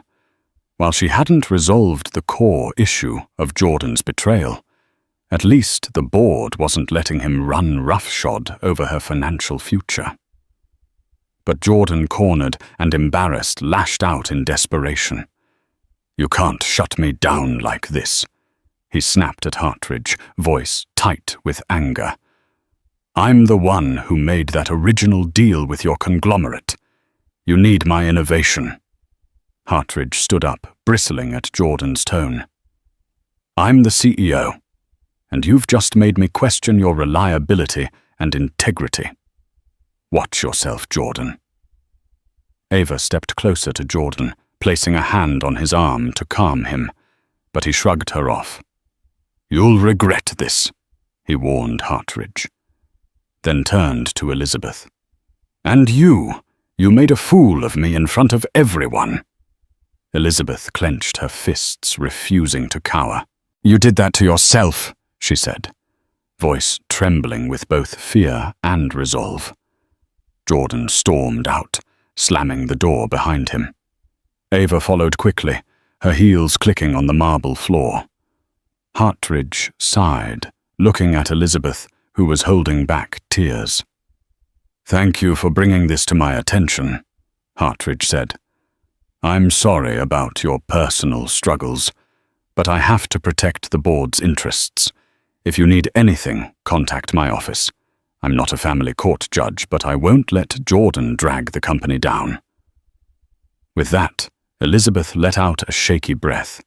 She had achieved a small but crucial victory, yet she couldn't shake the nagging sense that Jordan, humiliated and cornered, was far from finished. She left the skyscraper, stepping out into the bright Dallas sun, uncertain, but determined. Little did she know this chapter was only the start of a far more explosive confrontation, one that would involve security teams, sudden betrayals, and a twist that would bring Jordan himself to his knees. Life outside the mansion was lonely, but Elizabeth was thankful for the reprieve from Ava's manipulations. She rented a small apartment near downtown Austin and used what funds she had left to secure her basic needs, while Michelle continued to press for a financial freeze on Jordan's assets. In the weeks following the tense board meeting, Jordan went surprisingly quiet. No more legal letters arrived. No more credit lines were sabotaged. He didn't attempt to contact Elizabeth, nor did Ava. Instead, it seemed as though they had retreated into some silent fortress, likely strategizing their next move. Elizabeth took advantage of the lull. She reconnected with old friends and mentors, explaining partially at least what she was going through. While many were shocked, they offered support in the form of references, moral encouragement, and occasional leads for a stable job or a business partnership. Despite the heartbreak, Elizabeth discovered a renewed sense of purpose.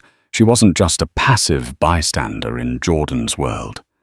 She had her own capabilities, her own strengths. Slowly, she started consulting for small tech firms, using her communications and PR background to help them craft compelling pitches. It wasn't a fortune, but it was honest work that reminded her she could stand on her own 2 feet. Then one evening, she received a phone call from an unknown number. A crisp, professional voice greeted her. "Hello, Elizabeth. This is Patricia Carlson. I'm an executive assistant at Tesla, working under Elon Musk's leadership team." Elizabeth's heart thudded. She had met Patricia briefly at a tech conference in Berlin 2 years ago, but they'd never exchanged more than pleasantries.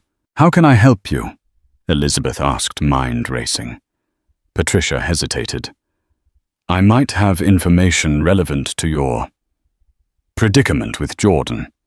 Let's just say some of our legal divisions have been observing Ava Monroe for a while, and some red flags have come up." Red flags. Elizabeth's curiosity flared. "You're investigating her?" A slow exhale from the other end. "Our major concern is that she's potentially engaged in insider trading, or at least something that veers close to it. She's been known to manipulate powerful men to gain inside info on deals, especially around new technologies. We don't have direct evidence, but we do know that she's heavily involved in your husband's finances. We suspect she might be siphoning resources for her own agendas." Elizabeth's mind reeled. This was bigger than a domestic spat.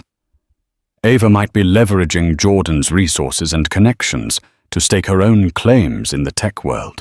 That explained the sudden shifts in finances, the new trust accounts, and the lines of credit. Patricia continued. "We want to bring her down, but we need more information. You, Elizabeth, might be in a unique position to gather that." Elizabeth tapped her fingers on the kitchen counter. "Isn't that something your legal team handles?" A rueful laugh. "Yes, but we need Jordan's direct involvement. We suspect he's unwittingly giving her access to confidential materials through corporate crossovers or joint ventures. If you can help us prove it, we can kill two birds with one stone, protect Tesla's proprietary data, and help you gain leverage in your divorce. Elizabeth considered the offer. It was risky. If Ava was truly up to something illegal, Elizabeth could expose herself to potential backlash, but the lure of finally getting the upper hand was strong. "I'll do what I can," Elizabeth replied cautiously. "But how do I communicate with you about this?" Patricia gave her a secure email address and instructions on how to encrypt files. "And one more thing," Patricia said, before hanging up. "People like Ava are cunning. She'll anticipate your every move. Don't trust phone lines or any device that Jordan has access to. Be careful." Elizabeth thanked her and ended the call. Adrenaline coursing through her. For the next few days, she scoured her digital archives for anything that might hint at insider information.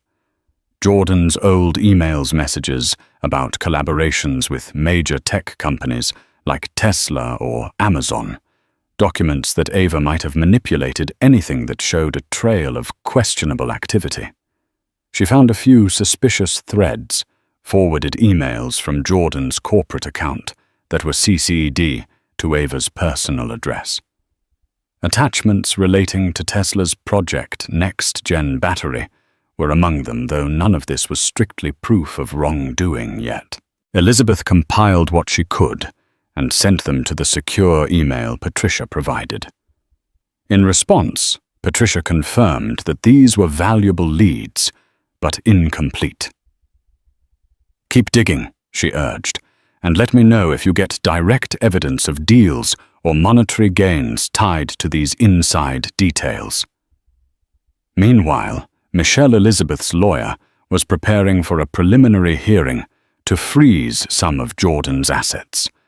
She insisted Elizabeth come to court to testify about the financial abuse and the suspicious activities they had uncovered. But Jordan's side surprised them by agreeing to a partial freeze without argument. "That's strange," Michelle said, tapping a pen against the conference table. "Why would he agree so easily?" Elizabeth shrugged, perplexed. "Maybe he realizes fighting me will look bad in front of the board." But Michelle wasn't convinced. "I suspect he's preparing a bigger move. Be vigilant. He may have more leverage than we know." The next morning, Elizabeth received an unsolicited text from Jordan. "We need to talk, face to face." She felt a swirl of conflicting emotions: anger, sorrow, curiosity. But she knew she had to tread carefully. She agreed to meet him in a public place, a cafe near the courthouse, where she could keep the upper hand. When Jordan arrived, he looked tired, as though the weight of his troubles had worn him down. He offered a half-smile, which Elizabeth did not return. "Liz," he began using the old nickname he once uttered, with affection. Things got out of hand. She crossed her arms. "You think—" He sighed, scanning her face for warmth that was no longer there. "I want to settle this amicably. We can discuss spousal support, property divisions, everything. No need for a long, nasty court battle." Elizabeth let the silence hover. She wasn't naive enough to believe him at face value. "Amicably? Are you telling me Ava is out of the picture?" Jordan's shoulders tensed. "This is about you and me, not her. Look, maybe I got carried away with Ava's advice. She's a brilliant attorney." "She's manipulative," Elizabeth cut in sharply. He brushed the point aside. "Regardless, I'm willing to compromise, but I need you to lay off this insider trading nonsense. It's reckless. You're endangering my reputation." Elizabeth realized then that Jordan knew she'd been snooping into his communications. Perhaps Tesla's legal inquiries had begun reverberating in his circle. She saw the fear in his eyes. He was worried, if not about losing her, then about losing his empire. "You made me the enemy," Elizabeth replied, in a hushed, trembling tone. "When you let your mistress cut off my cards and throw me out of my home." Jordan looked away, shame flickering on his face. "I didn't handle that well. But you have to understand the pressure I'm under with these deals." She waited, letting him squirm. Then he continued. "You'll get a fair share. I promise. I just need you to stop meddling in my professional affairs, especially with Tesla or any other major collaborators. You'll ruin me if you do." A bitter laugh escaped Elizabeth. She thought of all the times she had stood beside him, protecting him, representing him before powerful players, forging alliances that were crucial to his success. Now he was pleading for her, not to ruin him. The irony nearly choked her. Before she could respond, Jordan's phone buzzed. He glanced at it and muttered a soft curse. "I have to go," he said, throwing some cash on the table for their untouched coffees. Elizabeth watched him leave, a mixture of pity and disdain swirling in her stomach. It was obvious he was desperate, but was this a genuine attempt at reconciliation, or a ploy to keep her from uncovering more incriminating information about Ava? That question lingered as she returned to her apartment, drained. However, a new email from Patricia waited in her inbox. It contained an attachment, a partial timeline of suspicious trades linked to accounts rumored to be controlled by Ava Monroe. There were large bets placed on Tesla's stock ahead of public announcements. Gains in the tens of millions.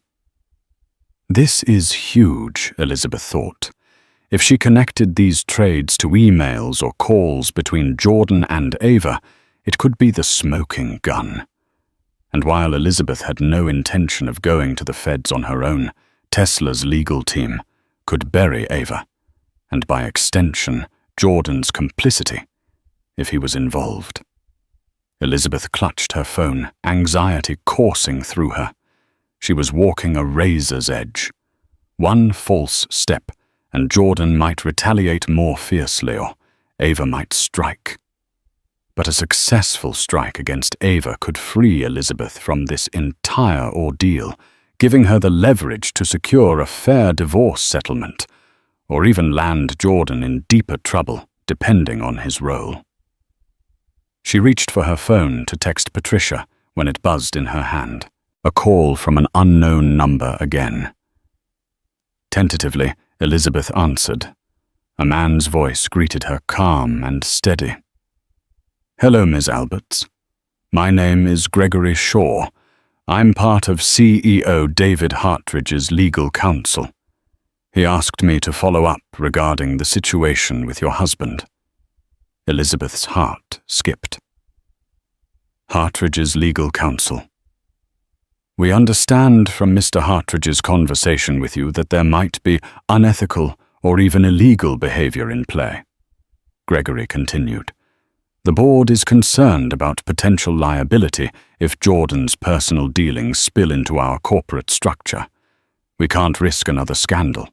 Mr. Hartridge would like to assist you discreetly." Elizabeth exhaled slowly. She was on the cusp of powerful alliances forming against Jordan and Ava, but the more people got involved, the more dangerous it felt.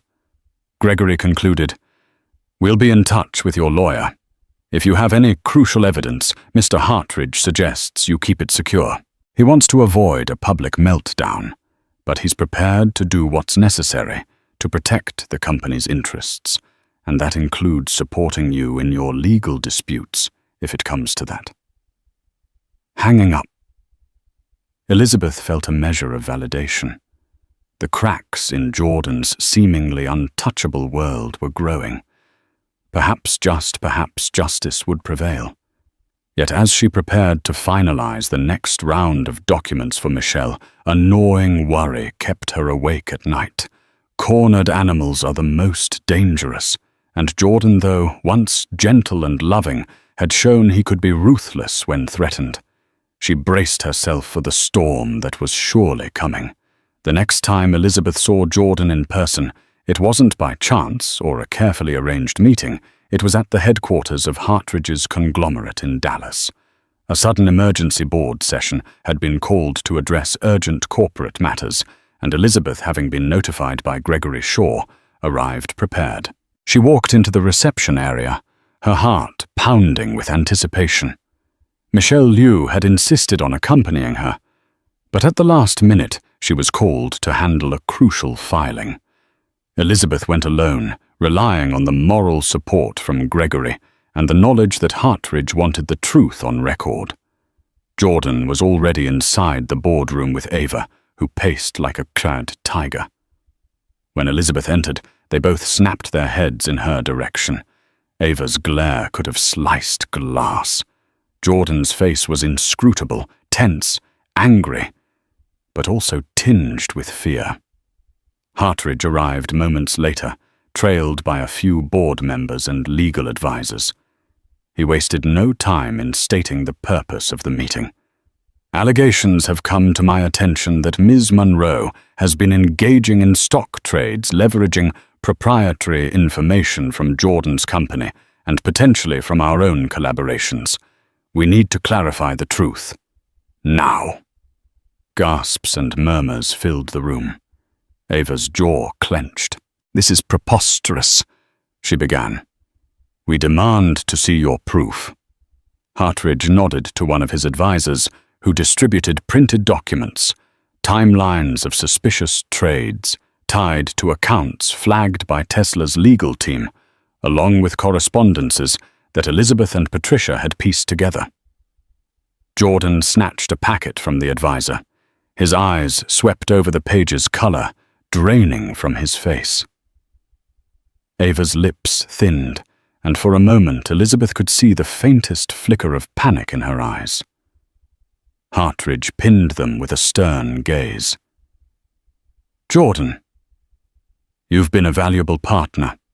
I don't want to see your personal life derail your professional standing, but this is bigger than your marriage. Insider trading is a federal crime, and if Ms. Monroe is using your business resources to pull this off, you're implicated." Ava recovered quickly. She placed a hand on Jordan's arm, her voice smooth. "This is a misunderstanding, David. Anyone can align stock trades with corporate announcements. It's called speculation." Elizabeth decided enough was enough. She stood. "Speculation is one thing, but forwarding private emails, entire business proposals, and preliminary press releases is not speculation. I've seen the messages. You're literally discussing the best times to execute trades based on announcements that hadn't been made public yet." Ava whirled on Elizabeth. "You have no legal standing to claim that. You're just a scorned wife trying to sabotage Jordan and me." Elizabeth's blood boiled. "We'll let the evidence speak. There are even time-stamped emails from Jordan's corporate account sent to your personal email, Ms. Monroe, discussing upcoming expansions and product launches. Then trades were executed in your name or trusts linked to you within hours." A hush followed. Jordan's hands shook slightly. He seemed torn between denial and guilt. After all, the evidence was damning. If he denied it outright, he'd appear foolish. But if he admitted his involvement, he risked criminal charges and the wrath of the board. Hartridge leaned forward, his voice firm. "Jordan, I need answers." "Were you aware of these trades?" Jordan stared at the table, words refusing to form. Finally, he managed, Ava said it was all above board, that it was just normal investing. Ava let out a short laugh, but it sounded hollow. "If you want to scapegoat me, Jordan, think carefully," she warned. "We made certain deals in your name as well. Your signatures are on plenty of documents." The entire boardroom seemed to hold its breath. Hartridge addressed one of his legal advisers. "Have we sent this to the SEC?" "Not yet," the advisor responded. "We wanted to confront them first." Jordan shot to his feet, panic etched on his face. "No need to escalate it. We can handle this internally. If I undo the trades, repay any gains, repay tens of millions of dollars," Hartridge asked. "And that would just be the tip of the iceberg if the SEC digs deeper. This is out of our hands if they launch a formal investigation." Elizabeth watched Jordan unravel. This was the man who had once been so composed, so unstoppable. Now he was cornered, sweat beading on his forehead. Ava, too, looked like a wild animal backed into a corner, eyes darting around the room. At that moment, a building security guard appeared at the door, knocking softly. "Mr. Hartridge, you asked for security on standby," he announced quietly. "Thank you," Hartridge replied, his tone like steel. "I believe we might need you." Ava's eyes flitted toward the door, then back to Hartridge. She adopted a pleading tone. "David, you know me. I've handled legal matters for some of the biggest players in the industry. I would never do anything to jeopardize your trust." Hartridge's face remained stony. "I trusted Jordan, not you. And this evidence suggests you're at the center of a major ethical breach. If you don't have a verifiable explanation for each of these trades and how you obtained insider information, I have no choice but to protect the company from liability." Suddenly, Jordan snapped. Fear twisted into anger, and he pointed a trembling finger at Elizabeth. "You did this. You ruined everything because you couldn't handle that I moved on." Elizabeth steadied her breathing, preparing to reply. But Hartridge cut in calm yet firm. "Don't blame her for your poor decisions. You let your personal affair become a corporate liability." Something in Jordan cracked. He lunged toward Elizabeth as if to grab her documents or her phone, an irrational move likely spurred by desperation. But he never made contact. In a blink, the security guard stepped forward and intercepted Jordan, gripping his arms. "Stand down, sir," the guard said, voice authoritative. Jordan struggled, but the guard was a solid wall of muscle. Ava shrieked. "Let him go." "This is a private matter." Hartridge shook his head, anger coloring his features. "You just attempted to assault someone in my boardroom. Security remove Mr. Alberts from the premises." Jordan's eyes widened in disbelief. "You can't do that. I'm on the board." "Not anymore," Hartridge said grimly. "I can and I will. You're suspended pending an internal investigation. Once that concludes, we'll determine your status. Now go and take Ms. Monroe with you." A second guard stepped in, guiding Ava toward the door as she protested threatening lawsuits and defamation claims. But her words rang hollow, overshadowed by the looming specter of an SEC investigation. Elizabeth stood off to the side, stunned by how quickly it had escalated from a tension-filled meeting to an outright meltdown. As Jordan and Ava were led out, Jordan craned his neck to shout at her, "You'll pay for this, Elizabeth. Don't think you've won." But the threat carried little weight now. In that moment, Elizabeth felt the mixture of triumph and sorrow that comes with toppling a man she once loved. She hadn't wanted to see Jordan destroyed, only to protect herself and the life they had built together. But Jordan's actions and Ava's ambition had forced her hand. Hartridge dismissed the board members, soon after instructing his legal team to cooperate fully with any investigations. He turned to Elizabeth with a sympathetic frown. "I'm sorry you had to endure this, Ms. Alberts. I assure you we'll handle it lawfully. Whatever personal or marital disputes remain, I hope you find closure." Elizabeth gave him a small nod. "Thank you. I appreciate your fairness." She gathered her documents and left the skyscraper, the bright Texas sun striking her face as she stepped onto the street. The entire drama replayed in her mind. He let his mistress cut off my cards, but the CEO called security on him. She thought a bitter yet satisfying sense of irony spreading in her chest. She wasn't naive enough to think it was over. Legal battles would continue, depositions would be taken, and the divorce was far from final. But in this pivotal moment, she had taken back her power, standing against the storm that Jordan and Ava had unleashed. And for the first time in months, Elizabeth felt a glimmer of hope that she might in the end be free from their tyranny.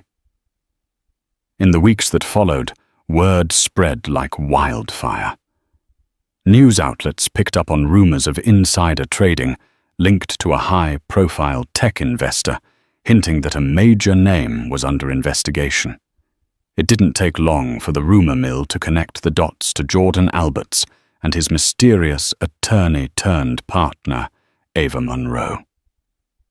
Elizabeth watched from the sidelines, inundated with calls and messages from acquaintances, reporters, and sometimes even old college classmates she hadn't spoken to in years. She ignored most of them, preferring to let the legal process unfold without adding fuel to the media frenzy. Jordan, under immense legal and financial pressure, attempted to strike a deal if Elizabeth agreed to keep quiet and not testify against him or Ava. Regarding insider trading, he would give her a generous divorce settlement. The settlement included alimony, a hefty lump sum, and properties that would secure her financial future. However, Elizabeth refused any agreement that required her to lie or withhold the truth if subpoenaed. Nonetheless, she allowed her lawyer Michelle to work out a fair settlement that didn't involve perjury. Eventually, Jordan capitulated, realizing he had to salvage what he could from the marriage and business meltdown. The final settlement granted Elizabeth a significant portion of the assets, the mansion by Lake Travis, ironically, and a sizable share of Jordan's original tech startup. Meanwhile, Ava disappeared from the public eye, her reputation in tatters. Rumors surfaced that she'd fled the country perhaps to avoid legal repercussions, while others suggested she was hiding out in some luxury villa, waiting for the storm to pass. Either way, her days of meddling in Jordan's finances seemed to be over. Elizabeth didn't celebrate Jordan's downfall. She quietly grieved the end of a marriage that had started in love and partnership, yet she also felt relief and a renewed sense of self. She returned to the Lake Travis mansion, deciding whether to keep it or sell. The sweeping views of the water brought back memories, some of which felt like knives to her heart, others that warmed her soul. She began a new chapter in her life, leveraging her PR skills to start a consultancy focused on helping women entrepreneurs navigate both business and personal challenges. She named it Phoenix Rose Consulting, symbolizing rebirth and resilience. To her surprise, she found more joy in championing other women than she ever did, standing behind Jordan at glitzy galas. She kept in touch with Patricia from Tesla, who occasionally updated her on the ongoing investigations. Whether Jordan faced criminal charges depended on further evidence. But at least for Elizabeth, the immediate threat to her assets and well-being had lifted. David Hartridge reached out, once inviting Elizabeth to a dinner with the board, presumably to mend fences. Elizabeth politely declined. She had no desire to relive the tension of board meetings or navigate corporate politics, where her personal life became public fodder. She was grateful for Hartridge's stance, but preferred to build her future away from the chaos. In moments of solitude, Elizabeth reflected on the entire ordeal. She'd once believed that love, loyalty, and shared ambition could conquer anything. Yet she also realized that unchecked power and ego could corrode even the strongest of bonds. Jordan's betrayal had been a painful lesson, but it set her free to discover her own strengths and a life not tethered to someone else's rising star. Yes, heartbreak lingered, and healing was an ongoing process. But Elizabeth found herself waking each day with a sense of purpose. She'd gather with female founders at local co-working spaces, host workshops on media relations, and offer moral support to those feeling overshadowed by bigger players. Each time she saw a spark of confidence ignite in another woman's eyes, she felt her own sense of wholeness return. In time, Elizabeth would finalize the divorce, sign the deeds, and officially start over. A sense of calm settled within her, like the slow, tranquil waves on Lake Travis at dawn. Her story, the humiliating card cancellations, the public meltdown, the mistress's meddling, would become a cautionary tale, one she shared sparingly, only when it might help others. Despite the scars, Elizabeth refused to let bitterness define her. She chose growth empathy and a belief that with the right support, anyone can rise from the ashes more formidable than before. Just as Elizabeth thought she had reached stable ground, fate tossed her another curveball. A month after the settlement, Michelle called her urgently. "The feds want to depose you," she said. "They uncovered new evidence Jordan may be involved in deeper crimes, bribery, money laundering. Ava might have orchestrated a network." Elizabeth's stomach dropped. Jordan never mentioned anything like that. "They've found offshore transactions and documents with his signature," Michelle said grimly. 2 days later, Elizabeth sat in a stark federal office, flanked by Michelle and 2 serious agents. They questioned her about Jordan's finances, Ava's role, the card cancellations, and philanthropic events that may have masked backdoor deals. Elizabeth stuck to the facts. She neither speculated nor dramatized. One agent, impressed, said, "You've been very helpful, Ms. Alberts. This case is significant." She left emotionally drained but relieved. She hadn't been dragged down with Jordan, but the storm wasn't over. Whispers followed Jordan was hiding at a secluded ranch, dodging the press. Ava had vanished. More subpoenas were issued. An indictment loomed. Elizabeth stayed focused on her consultancy, channeling stress into helping other women navigate business pitfalls. Her story, once painful, became a symbol of warning and strength. Then came the headlines: Jordan Alberts indicted for insider trading, fraud, and obstruction. Ava was named but still missing. The scandal rocked the tech world. Elizabeth issued a single statement. "I'm saddened by Jordan's choices. I've cooperated fully with authorities and continue to rebuild my life." Eventually, Jordan pled guilty to a lesser charge, offering a tearful courtroom apology. Elizabeth watched from home, tears in her eyes, not from triumph, but quiet grief for the man she once loved. Still, she understood consequences had to follow actions. That night, beneath the soft moonlight over Lake Travis, Elizabeth allowed herself one last cry for the past that died and the hope still waiting ahead. Life has a way of testing our fortitude when we least expect it. Elizabeth Alberts began this journey as a devoted wife, only to see her world upended by betrayal and financial sabotage. Yet what she lost in illusions, she gained in unbreakable resilience. Standing up to powerful forces and calling out wrongdoing isn't easy, but it's sometimes the only way to protect your dignity and your future. If you found this story gripping, insightful, or inspiring, we invite you to be a part of our community. Like this video, share it with friends who need a reminder that courage can emerge from chaos, and subscribe for more real-life drama and empowering tales. Let Elizabeth's story serve as a beacon, no matter how ruthless the betrayal. There's always a path to reclaim your power and build a brighter tomorrow. You too can rise like a phoenix.